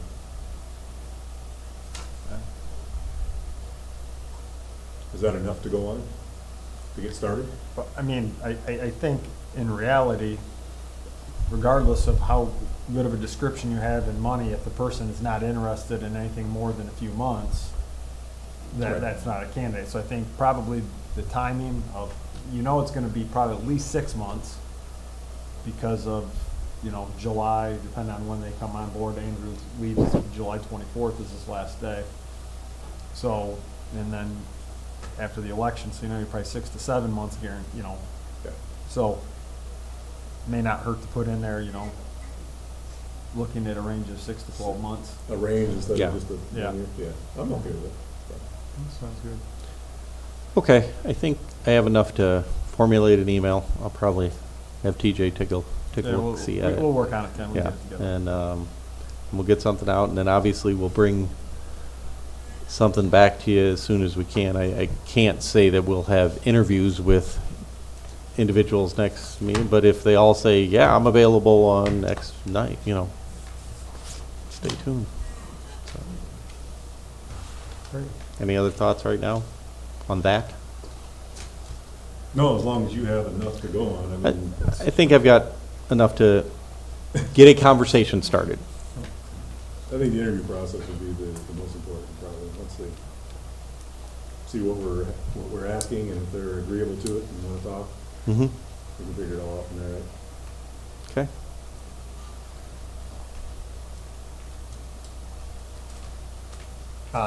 Anything else from anybody? Nope, I'm good. Okay. If not, we will move on to the next item on the agenda, which is board appointments, and Mr. Ken Rose once again. Thank you, sir. So it's that time of year again. Got a number of folks that are up for reappointment. Contacted them. They're up for continuing on their board. So if you do your count, and we do reappoint everyone that has requested reappointment, and we have done that, you know, many times in the past. We'd still have a vacancy on the Airport Advisory Board, a couple vacancies on the Cemetery Board, one on the Planning Commission, one on the Auditorium Board, SYCA Board, and 2 on the Zoning Board. So again, we have a number of individuals requesting reappointment on their various boards.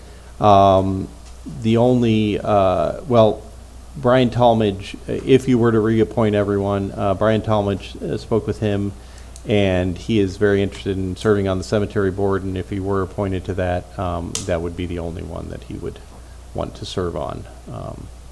So, and assuming that we're going, well, we will have vacancies even after we take this action. We will continue to advertise and see if we can find some good folks out there. It looked like the only, well, there's 2 of them. The EDC and DRA Board of Directors has 4 people and need 3, and the library has 3 and only needs 1. Correct. Or one. And again, the folks on the EDC have requested reappointment. Bryce Birch on the library board has requested reappointment. Okay. And Mr. Talmadge would prefer only cemetery, if anything? Is that That's you what said? he would prefer, yeah.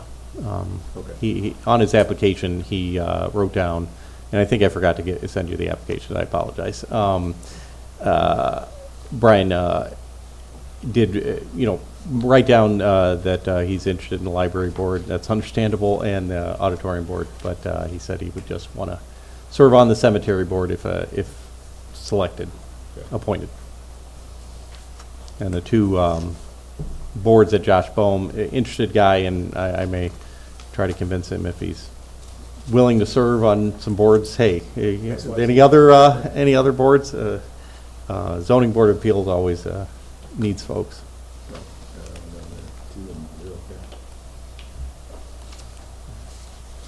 Okay. Anybody have any discussion, preferences, questions here?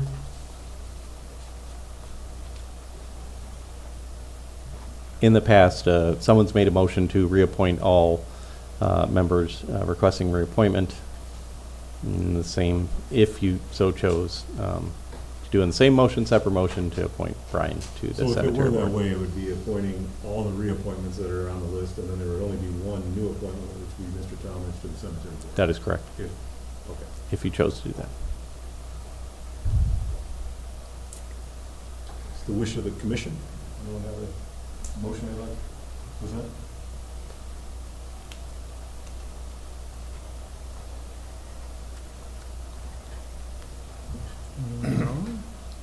Okay. Mr. Vice Mayor, I'd like to propose that we reappoint everybody that wants to be reappointed and appoint Mr. Talmadge to Mr. Talbridge to the cemetery board. Okay, we have a motion to reappoint all those seeking reappointment and to add Mr. Talmadge to the cemetery board. Second? We have a motion and we have a second. All in favor? Aye. Opposed? Mr. Clerk, I abstain since I'm one of the resident board members. Okay. I can do that. Well, the motion carries. It does. All right, it is now time for commissioner and staff comments. Mr. Rhodes, do you have anything else tonight? I'm good. I think I've had plenty. Okay. Sadie, anything? Nothing tonight, thanks. Any staff out here have anything to say today? Barry, welcome again. Thank you. So, update for commission as well as residents that 2025 street project is going to be finally kicking back up again on next Wednesday. We'll be milling the remainder of the streets that have not been milled, and then hopefully, if weather permits, we will be paving all of the remaining streets and completing all the paving operations by next Friday. So there will be additional work after that with striping and symbols on painting on a couple of the major roads. The big impositions will be Fawn River Road when they're milling it and paving it as far as closures, and then the intersection of South Nottawa and South Street because we're going to actually go into all three legs partially. So, and then I know got booted off the work session for the airport from last week's meeting when I was in attendance. A couple things that didn't make a whole lot of sense that Mr. Gagley presented, and I don't know if he misspoke. He mentioned that he started the process to put a hangar up in December of 2024. That didn't seem right to me. It might have been December 2025. The item he mentioned regarding getting a permit from Tri-Lake County Health Department, that's very nice and well that he got one, but it has to be placed appropriately within the context of the airport that works for the functions of the airport as well as the rest of the hangars that are out there. And then I'm not sure whether or not he was informed that the location that he is trying to build on may be one of the most difficult to obtain utilities for. So those three things, and the fact that the city has not built a hangar out there in the last 20 years. So there's literally nobody here that's really been involved with that process. But I can tell you, there's normally a site plan associated with the desire to build a building. So More on that in 2 weeks. Hopefully you'll be here for that discussion, Barry. Thank you. Any other staff have anything tonight? Will? Just want to make a comment. If you guys are up there talking, we can't hear you back here. So Rick Bird's one of the ones we can't hear back here. It's a mumble, so we can't hear you when you speak. But please talk into your mic so we can hear you. All right, thank you. My apologies. That was better? Just No give problem him- hearing me? No, I've got a big mouth, so you should. Just Chris. give you an update on a couple of the projects. The substation construction was underway. They've left town. They will be back here in June to get started on that again. That's the one south of town. Still working on the AEP agreements. I think we're getting somewhere with those. So we're getting closer on that to get the transmission line to that substation. Also building design, we've got the first rendition of that. Now we're into value engineering on that. The prices have, obviously for a building, those that have done it are extremely high, so that came in well over what we have budgeted. So we're going to take a good hard look at that to see areas that we can engineer a little bit different. So those are the three main ones. I think Andrew's going to touch on the dam in his comments. So. All right, thank you, Chris. Any other staff? The orchestra pit cover at the auditorium is being installed on Monday. Awesome. Just a couple days or? 1 day. 1 day? Cool. Nice. Public safety? All good? Thank you. All right.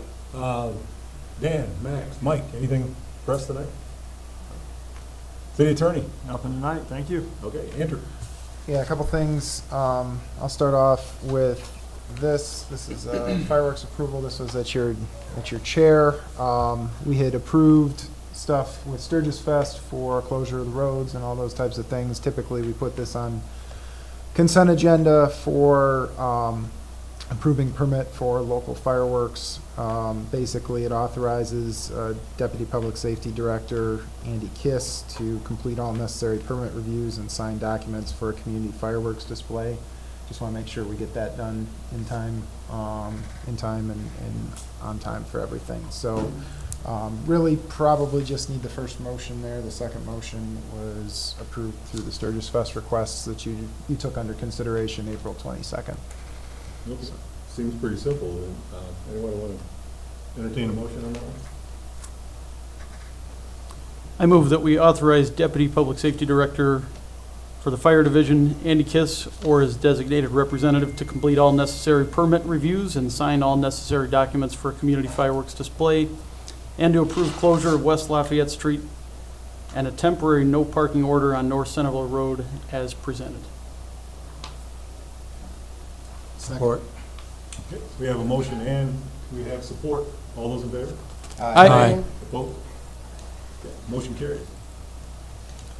Second item, wanted to bring to just an update to your attention on dam drawdowns. So we had received some information from the Federal Energy Regulatory Commission that they wanted us to complete a drawdown of the area reservoir upstream of the hydroelectric dam by July. I had kind of given you guys a heads up on that. We were kind of working to get public notice out to impacted individuals. One of the things that we undertook since I gave you that update was to request of FERC the potential for an extension to move that from July 15th to September 15th. In the meantime, we had gotten some inquiries from the media that had seen the communications on FERC's website and were kind of asking about us. I felt it was appropriate that we talk to you, make sure we get public word out to everybody on an equal basis. So we will have a media release after this for members of the local media to take a look at that. But essentially what we're looking at is the project that we've been working on for a number of years. We've to repair the embankment. They, in their last report, kind of took a different look at that and has asked us to draw down the dam 3 feet as an interim reduced risk measure. We are, continually monitoring the dam at all times. Have been working with FERC to complete a repair. As we have received reports and things along those lines, basically, the continual message has been, hey, we know you're working on this. Continue to work with us and get this project implemented. When we received this notice from FERC in May, that was the first time they had asked us for anything more than that. So, Chris, I don't know if you want to speak to any of that in terms of the kind of the reporting piece and what that looks like. Yeah, and I think, one of the important things to recognize too, and Andrew knows, but the first 3 years I was here, and that's really when we started this project in 2021 of the embankment repairs, and as he said, we monitor that daily. With that being said, just working through the process is taking some time. We finally believe that we have reached a point where they've approved the design, so we believe this summer we'll be able to go out to bid for a contractor to come on board with that. Then we'll have to run through their process again of the failure modes analysis, where they just kind of look at the engineering and what would you do if this happened, or what would you do if that happened. So it's a long process. With that being said, and I think part of the reason why they issued this as well is a fresh set of eyes. We got a new inspector last fall that performed this inspection, and then we have a new regional manager who moved into a position in January. So I think that also had, something to do with that as well. We are not seeing any difference or increased flows out of the embankment. No material has moved. Last year during the inspection, we showed them where, one spot in the steps where a little portion or a small portion of material had come out through the embankment. And just so we're all aware, water always flows through an impoundment or an embankment. Typically what you want is that flow to hit what's considered or called the toe drain, and then that drains out so no material moves and washes that out. We've got excessive water that's going underneath. It's not washing anything out, but it's not where it's supposed to be. So that's what we're working to remedy. So as part of this project, we're going to increase the angle of the embankment, so we'll bring in a lot more material to bring the angle down, but also the abutment wall has to come up when we do that. So there's just a lot of things that we have to do to the dam in order to make that happen. So it's a project that we've been working on, and hopefully we'll get it done soon. So we're still pending FERC's response to our requests for an extension on that drawdown to September 15th. Pending that request or the response from FERC, we are planning on holding a public meeting for impacted residents. We've tentatively set that date for June 11th. We'll send letters to those that have been determined to be directly impacted by the drawdown prior to that meeting, and kind of once we have final information and all those pieces together. So that's definitely part of it. We want to make sure that the public is aware of the situation and what's going to be coming up. We do anticipate that once it's drawn down, it will be a significant amount of time before it is brought back up to level. We think it could be at least a year pending construction schedules and everything else. But the idea would be that drawdown would hold until the project is complete. For those who are around, there was a drawdown that was done as part of the covered bridge repairs back in 2023. So that informed some of our knowledge of how much impact this drawdown will have. Happy to try and answer any questions you might have. Did they give a definite date, or is this something that just is going to move back? Definite date for the drawdown? As far as how long it'll be? Yeah. It'll be until the construction is complete, and we don't necessarily have a timeline for that. Oh, okay. I've got my wishes, but You thinking like days, weeks, months? What are we talking? it's not gonna be months, it'll be, I'm gonna say at least a year. Oh, okay.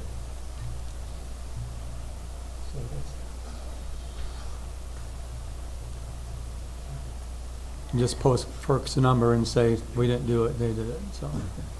Well, Post- we're post- trying to work kindly. I mean, we gotta work with them in order to get the design approved and get construction, and that's really what we've been trying to do, but, I totally understand.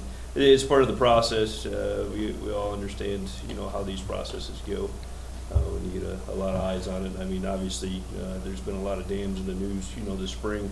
Ours held up very well, during that time, but it certainly put a spotlight on a lot of these older units, that can potentially have issues. So we're trying to stay ahead of that, recognize any issues we have, and get those repaired. So Is the Three Rivers Dam the next one in line? that is correct. So they'll be taking the brunt of the. So the same amount of water will flow. It's just we have to lower our impoundment level. So it's just going to come down 3 feet on the upstream side. Same amount of water will flow down to them, so they won't see any change. I know they'll get an increase as we're lowering that, but then it'll go back to whatever the flow is. Yeah. And you said no power will be generated during that time? We plan to generate, it's just gonna be at a reduced level because our head is gonna be lowered by 3 feet. So we'll still be able to use the older 2 units like that better than the newer 2, but yeah, we plan to generate. Megawatt? Maybe. Depends on the water, but yeah. Right, exactly. Yeah. Thank you. Yep. Any other questions for Chris or Andrew on that? Anything else, Andrew? That's it, Mr. Vice Mayor, thank you. Commissioner Evans, anything else? Yes, former Commissioner Linda Harrington could not be here this evening, and she asked that I respond for her in regards to the last meeting, when it was asked, Commissioner Miller asked the mayor why Linda resigned. And I asked him why he thought she had resigned. she hasn't, she will tell you why she did resign. She wants it known that she resigned due to accusations made without being substantiated. She also said she would be happy for any of you to give her a call if you wish to talk to her. I'm just relaying the message. She could not be here. She's not in town. Is that it? Anything else? Okay, thank you. Commissioner Boring? Nothing tonight. Commissioner Wiki? No. Commissioner Miller? Yes, I do.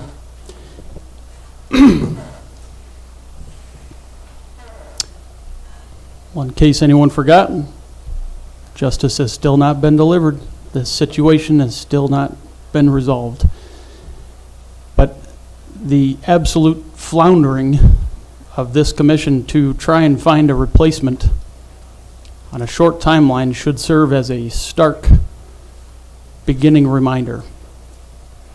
We're under the 2-month mark until Andrew Cook's effective date for his resignation. I'm not looking forward to that date. I raised up last meeting that very few people know the consequences that lie at stake here.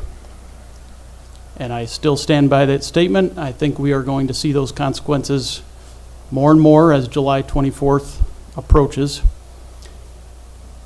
We've lost a very capable city manager, and I'll save most of my comments until our last meeting with Andrew. But Andrew, I've appreciated your service very much. We don't come by capable city managers like you often, every day, and you will be greatly missed by me. We will miss out on what would have been your leadership going into the future, and I am very frustrated about it.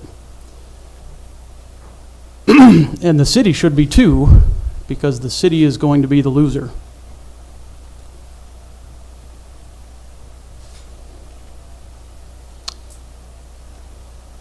I am mindful of the dynamic. I heard it from just a few people. I've heard a lot of feedback in the last 2 weeks, as with the previous few weeks.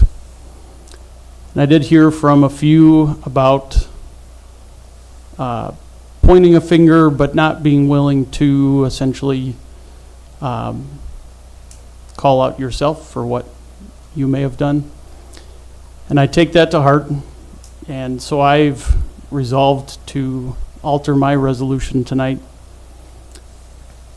just slightly to put my own commitment on the line and call for an investigation, including myself as well. And I have great peace about demonstrating that, because I can unequivocally say that I've done absolutely nothing wrong. Not as a commissioner in general, and certainly not surrounding the resignation and the mutual separation agreement of Andrew Cook. And I can stand by that statement. So, Mr. Vice Mayor, I have a resolution, Commissioner Miller, Resolution 1, May 27, 2026, a resolution calling for an investigation of wrongdoing by certain commissioners. And again, I want to reiterate, I have done nothing wrong. I'm calling for an investigation, including myself, because I want to state for the record that I have done nothing wrong. So an investigation will reveal that. I'm putting that commitment on paper tonight. So I'd like to read it for the benefit of everybody here. Whereas there is reasonable cause to believe that there has been specific wrongdoing by certain commissioners, and whereas that wrongdoing, at the very worst, directly led to the resignation of City Manager Andrew Cook, and at the very best, played an integral part in that resignation. Now therefore be it resolved that the Sturgis City Commission directs that an independent investigation by outside counsel be executed that investigates Commissioners Miller, Perez, Burr, and Abbs, as well as former Commissioner Linda Harrington, for potential violations against specific pieces of Michigan law and its various associated case law, Sturgis City Commission procedure, and the Sturgis City Charter. And be it further resolved that the investigation reveal its contents, findings, and recommendations to the Sturgis City Commission for its review and the general public in the interest of openness and transparency. And be it further resolved that the outside counsel question the legal counsel for the City of Sturgis, City Manager Andrew Cook, all 8 commissioners elected and serving on the Sturgis City Commission, and any other staff or individuals as deemed necessary by the outside counsel. I move for the passage of that resolution, Mr. Vice Mayor. Thank you, Commissioner Miller. I would like to support that motion, but I'd like one alteration to it, to have my name added to the investigation as well. Can I amend my motion? Yeah. Because I unequivocally believe that Commissioner Vice Mayor Mullins has done nothing wrong connected to this as well. I will amend my motion to read Commissioners Miller, Mullins, Perez, Burr, and Abbs, as well as former Commissioner Linda Harrington, etc. I hope that was clear enough for people to understand. That's very clear. I need to ask a clarifying question, though. Sure. I am presiding over the meeting tonight. The mayor is normally not allowed to make a motion or support motions, correct? But I, acting in that position, am allowed to? You can make a support. Okay, I will support that motion. And I know there may be discussion, Mr. Clerk, but when the time comes for such a vote, I would like a roll call vote. And I would also like the words of this resolution printed in the minutes when it comes to it. Thank you. Okay, we have a motion on the floor. We have support. Is there any discussion before a roll call vote? Yes. I do. As I've stated before, I absolutely will be responsible for anything I've done or said. that would be contrary to any of this. That's what you pay the price if you have, and we are accountable to the entire city. I've heard a lot about truth. I've heard a lot about being accountable, being transparent. I heard Mayor Perez say at the last meeting, and somehow I felt like it was overlooked. He commented that he absolutely agreed to an investigation, provided it was in its entirety of the situation. And I don't think it's funny. And your comment was, you like the resolution the way it is. So I guess what I'm trying to understand what is wrong with saying the investigation needs to be done for any wrongdoing, but the situation in its entirety. And we all know that there are things we cannot state publicly. I understand that. I understand there's a lot involved in that. But if we're being truthful and we're being transparent and all of these things that I certainly agree with, I don't disagree, why would you be opposed to adding the situation in its entirety? You want those words added to the resolution? Yes. Let's Yes. do it. I will agree. I mean, my heart of the motion, I don't know, Mr. Reed, I'll respect what you have to say. My heart is to have the heart of the situation investigated, so if it's Yeah. adding those No, words, absolutely. what's your advice, Mr. Reed? We go into closed session, I can give you my written opinion that I have in my book of what you can and can't ask for and why that is. I mean, I can say yay or nay, but in order to get a legal opinion so you can make an informed decision, I feel as my job is to inform you of what that is and what your rights and options are.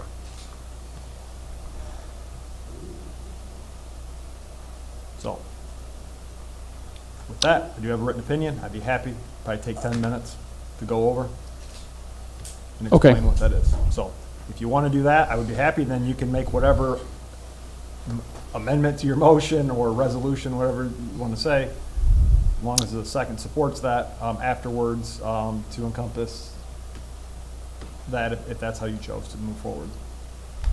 Because I think there needs to be clarity in what that statement means. Sure, it's a broad statement. Because this is not just for show, and I want this resolution to pass, I'd be willing to hear Mr. Reed's advice. I don't want to do this, but So you need a motion. I believe it's best. So at this time, you need a motion to go into closed session for the purpose of a written attorney opinion, and it would need to be seconded, and you'd need a roll call vote with 2/3 of the commission agreeing.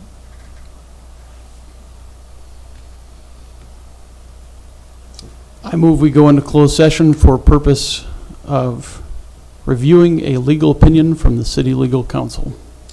Second. Roll call. Commissioner Wiki, Yes. Commissioner Miller, Yes. Commissioner Boring, Yes. Commissioner Smith, Yes.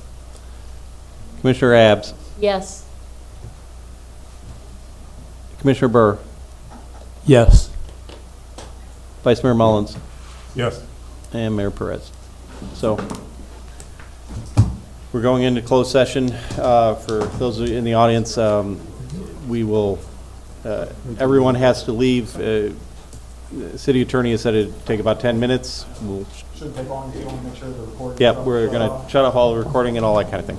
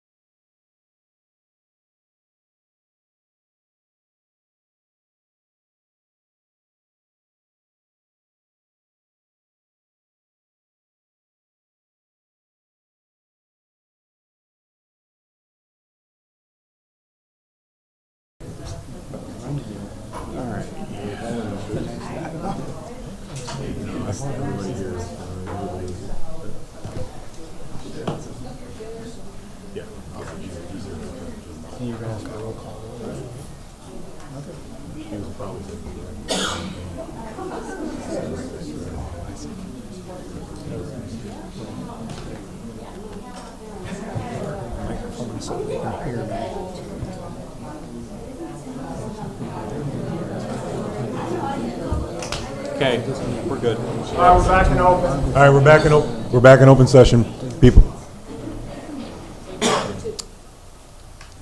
So how, procedurally wise, Commissioner Miller would have to either withdraw that motion and you Yes. have the ability to withdraw your motion and have Commissioner Mullin support that, and then I withdraw my motion I will with the support Vice the Mayor's withdrawal. support. Okay. I'm going to read an amended Resolution 1, and I want to state ahead of reading it that the heart and intent of this resolution is being changed slightly. You're going to hear it. But when this investigation from an outside counsel that I'm calling for here, and that is still in the resolution, when it becomes released to the city commission, I will be calling for its release to the general public, as permitted, of course, by law, and after legal review, and et cetera. You're going to hear it, but when we get to that point, I will be calling for its opening up. So I'm going to read an amended Resolution 1, and this will stand as a motion. I move for its approval after I read it. A resolution calling for an investigation of wrongdoing by certain commissioners.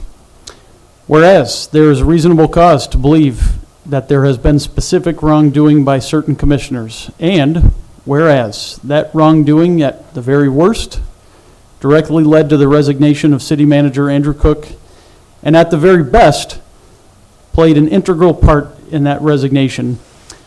Now therefore be it resolved that the Sturgis City Commission directs that an independent investigation by outside counsel be executed that investigates Commissioners Miller, Mullins, Perez, Burr, and Abbs, as well as former Commissioner Linda Harrington, for potential violations against specific pieces of Michigan law and its various associated case law, Sturgis City Commission procedure, the Sturgis City Charter, specifically all the details surrounding the entire situation that was the cause and central reason to the closed session entered into by the Sturgis City Commission on Wednesday, April 8th, 2026, and be it further resolved that the investigation reveal its contents, findings, and recommendations to the Sturgis City Commission for its review, legal review, and future determination to release. And be it further resolved that the outside counsel question the legal counsel for the City of Sturgis, City Manager Andrew Cook, all 8 commissioners elected and serving on the Sturgis City Commission, and any other staff or individuals as deemed necessary by the outside counsel. I move the approval of Resolution 1. and to be clear, that part of that is it will be ran through my office to coordinate that, correct? Yes. For the outside counsel, okay. Yes. Thank you. I move its approval, and I would still like a roll call vote. I'd still like it printed in the minutes when the time comes to vote on it. I will second the motion. No further discussion? Nope. Roll call vote, please. Commissioner Boring, Yes. Commissioner Smith, Yes. Commissioner Miller, Yes. Commissioner Wiki, Yes. Commissioner Abbs, Yes. Commissioner Burr, Yes. Vice Mayor Mullins, Yes. and Mayor Perez. 6 votes, motion is carried. Thank you. Commissioner Miller, it's still your time here. I'm not sure if you have anything else in there. Yep. This still remains Last meeting, we saw a lot. It is all for the public to view on our YouTube channel. It's still there. Will still be within the parameters that we set for that. It was viewable by everyone. These are just my comments. This is not in the resolution that I'm about to present, but we have a mayor who can't seem to follow the law or even have an attitude of doing so. And in my opinion is flippant towards the law. And that is extremely frustrating to me. So this is a reintroduction of Resolution 2 from last meeting, May 13, but I'm reintroducing it tonight. A resolution calling for the censure of Mayor Frank Perez.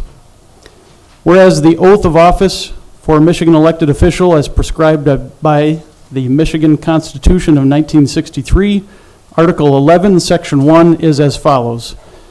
I do solemnly swear or affirm that I will support the Constitution of the United States and the Constitution of this state, and that I will faithfully discharge the duties of the office of blank according to the best of my ability, and whereas Mayor Frank Perez represents an inherent lack of willingness to adhere to Michigan law and instead has repeatedly given evidence for his belief in his view being the right view instead of Michigan law being the right view.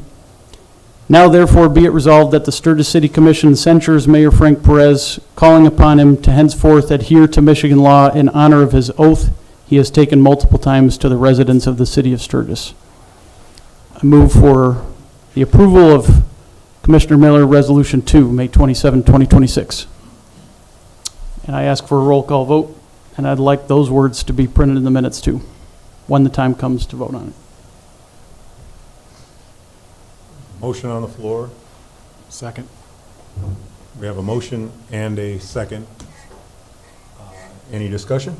Is this the same, is this identical? 'Cause I'd like to It just, is. I want to read it again. It is an identical reintroduction, save for the date, which is changed. Any other questions or discussion? I have discussion. We have a mayor who openly, before everybody, in a public meeting, cannot listen to his own legal counsel and is a disaster for our legal counsel.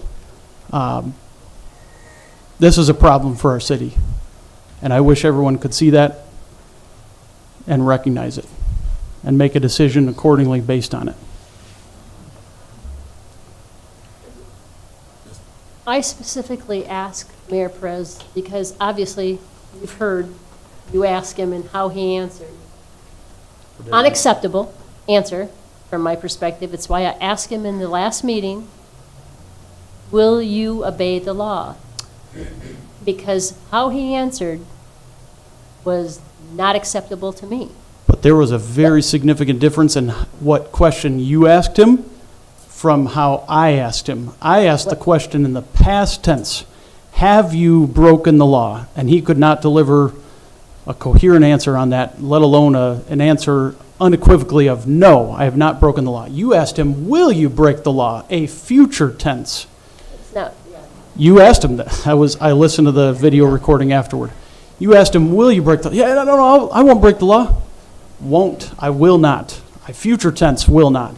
He very notably did not answer the question, have, in the past tense, have you broken the law? I think everybody who was here, there are a few people who were here, everybody heard that. It's on the YouTube for everybody to hear. You asked him a significantly different question of, will you break the law? And he answered your question, but that was not a reiteration of my question. I want to make that clear. I asked a very different question. Commissioner Rebs, anything else? Just want to finish reading this. He could not state before the voters, before any audience listening, before the residents who elect him, that he did not break the law. This is a problem in the person we elect to simply lead our meetings and represent our city.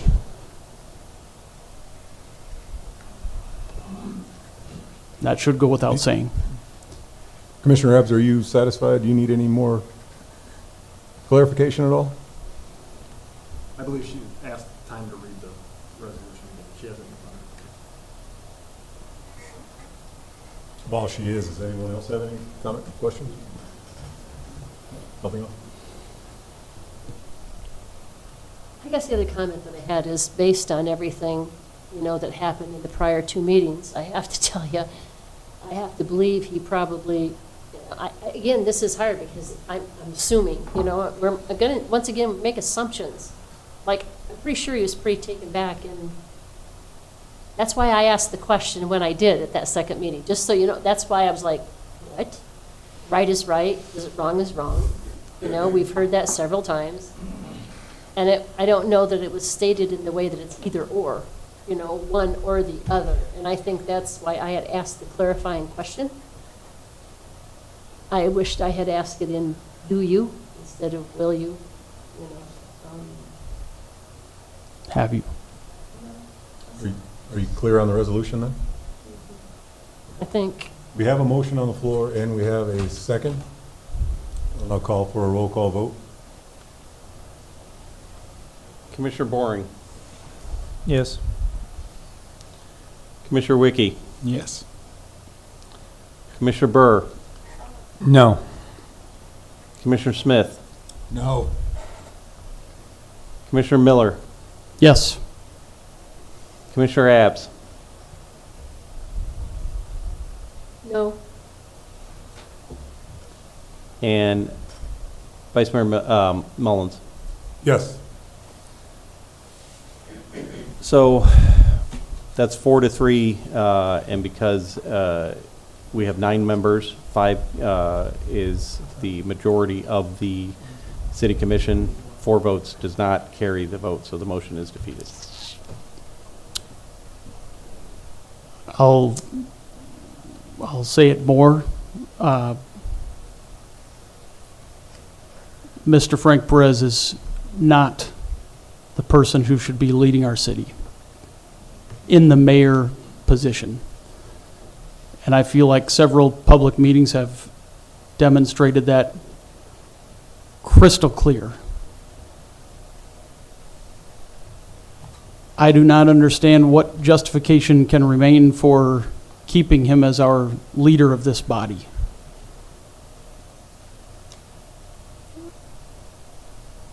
Looking at it as objectively as possible. I move that we remove Commissioner Frank Perez from the position elected by the city commission's members themselves of mayor of the city of Sturgis. Second.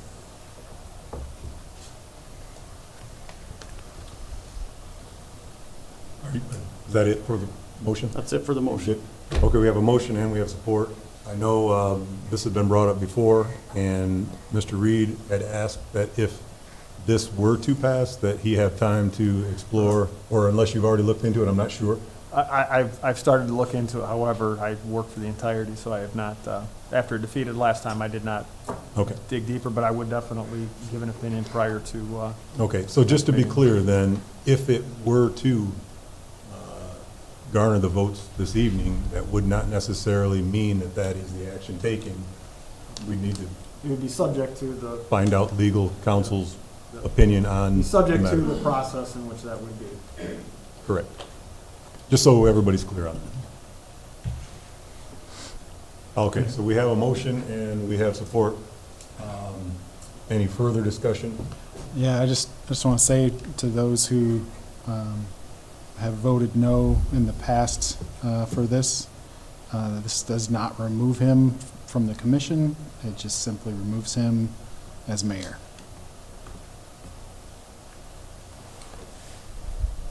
That is correct. And if it were to happen, then we would have to have another nominating process, I guess, at a future date as well, to move forward for that particular seat. So, any other discussion, questions, comments? Okay. I'd like a roll call vote on that, Mr. Clerk, as well. Commissioner Miller, Yes for removal. Commissioner Wiki, Yes. Commissioner Boring, Yes. Commissioner Abs, No. Commissioner Burr, No. Commissioner Smith, No. and Vice Mayor Mullins. Yes. Again, I believe 4-3. It does not carry, though.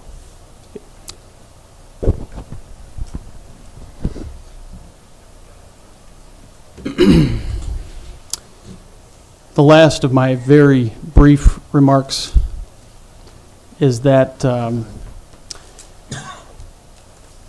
I know that the requirement to pass something is that a majority of those elected and serving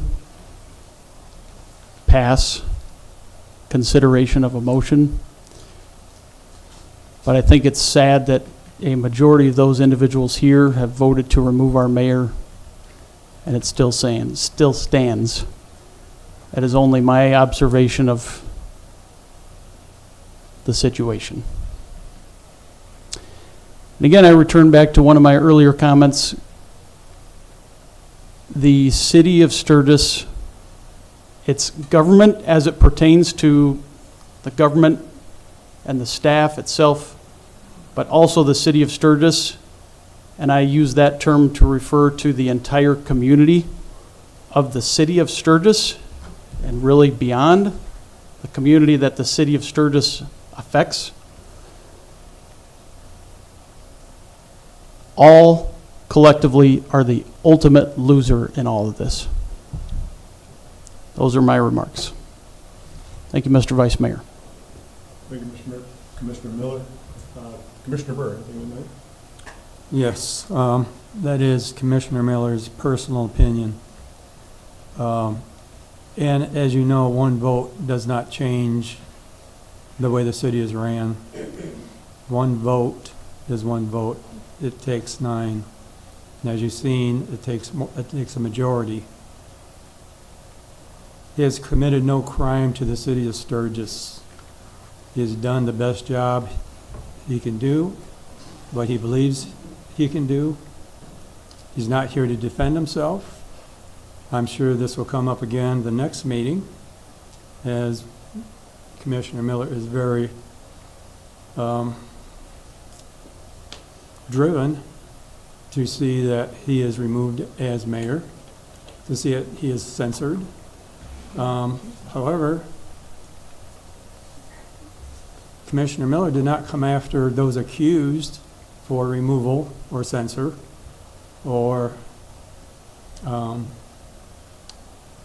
any other thing. There again, last time he accused a commissioner of treating staff as like garbage, creating one of the department heads to resign. I'd like to state categorically that was wrong. He retired.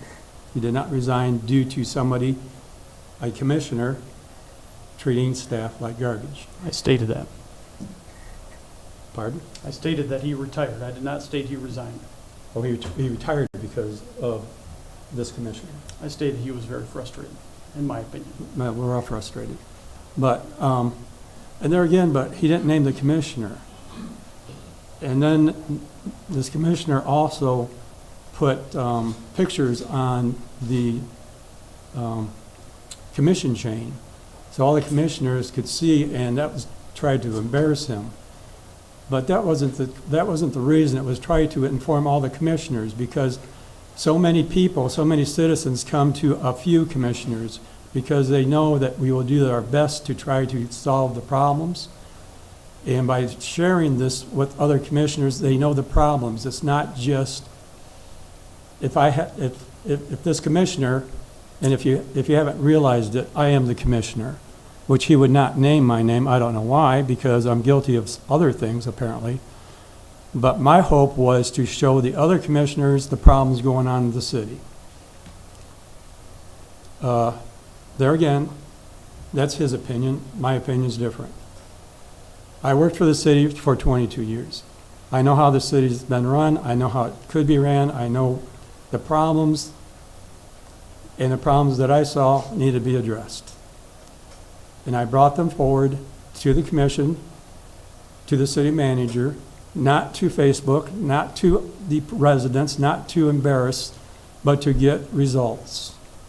And that was it. It was under no intention to embarrass the city manager. I could have done that many times. I did not. I went through the channels. I tried to address it. I've gone to him many times. I've talked to him many times about the problems. And that was it. Why he didn't call me out by name, I don't know. He has no problem calling out Mayor Perez. So what's that tell you? He's a bully? Is he a racist? I don't know. But why? That's bold. Why just pick on one person? Don't bring race into it. There's nothing to do with race. That's just my, there again, I didn't accuse him, I just asked. What crime is allegedly being committed? It's commissioner and staff comment time. Are you gonna open for public comment at the end? No. No, we've already had Can it. you put a motion in to do it? No. No, we will not do that. We are nearing the end of the meeting here. This is staff and commissioner comment That's all I have time. to, that's all I have to say. Okay, Commissioner Smith. Tomorrow is National Hamburger Day, so, I'll have one. and National Brisket Day, so just go out and eat a cow tomorrow. That's it. Appreciate Commissioner Smith always bringing levity to the meeting. It's always nice. So I was wondering if that was going to happen, and I'm glad that it did, so thank you. I could not agree more with Commissioner Miller's comments tonight. I don't have much more to say other than that I agree with everything that he stated tonight. I'm very happy that this commission has decided to move forward with an investigation after all the, after all the conversations that we had. I think it's high time that this does happen. And I too believe that I would be in favor of releasing information once it is given over to the commission by outside investigation. But we'll see what happens when the time comes there. But again, I could not agree more. We have a person who sits in the seat next to me that although the function of mayor is not anything that holds any more power than any of the other 7 of us that are here now on the commission, it does show something to the public in who we entrust in being the mouthpiece for us all. And I no longer have any confidence in Mayor Perez as that person either. And I'll continue to vote that way if it keeps coming up. I'll continue to vote that way. It gets knocked down, great. If not, we'll be better for it having someone else representing us.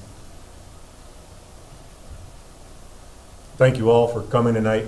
Appreciate your comments. Apologies again at the end of the meeting. The visitor comments section is near the beginning of the meeting. Everyone was given a chance at that point.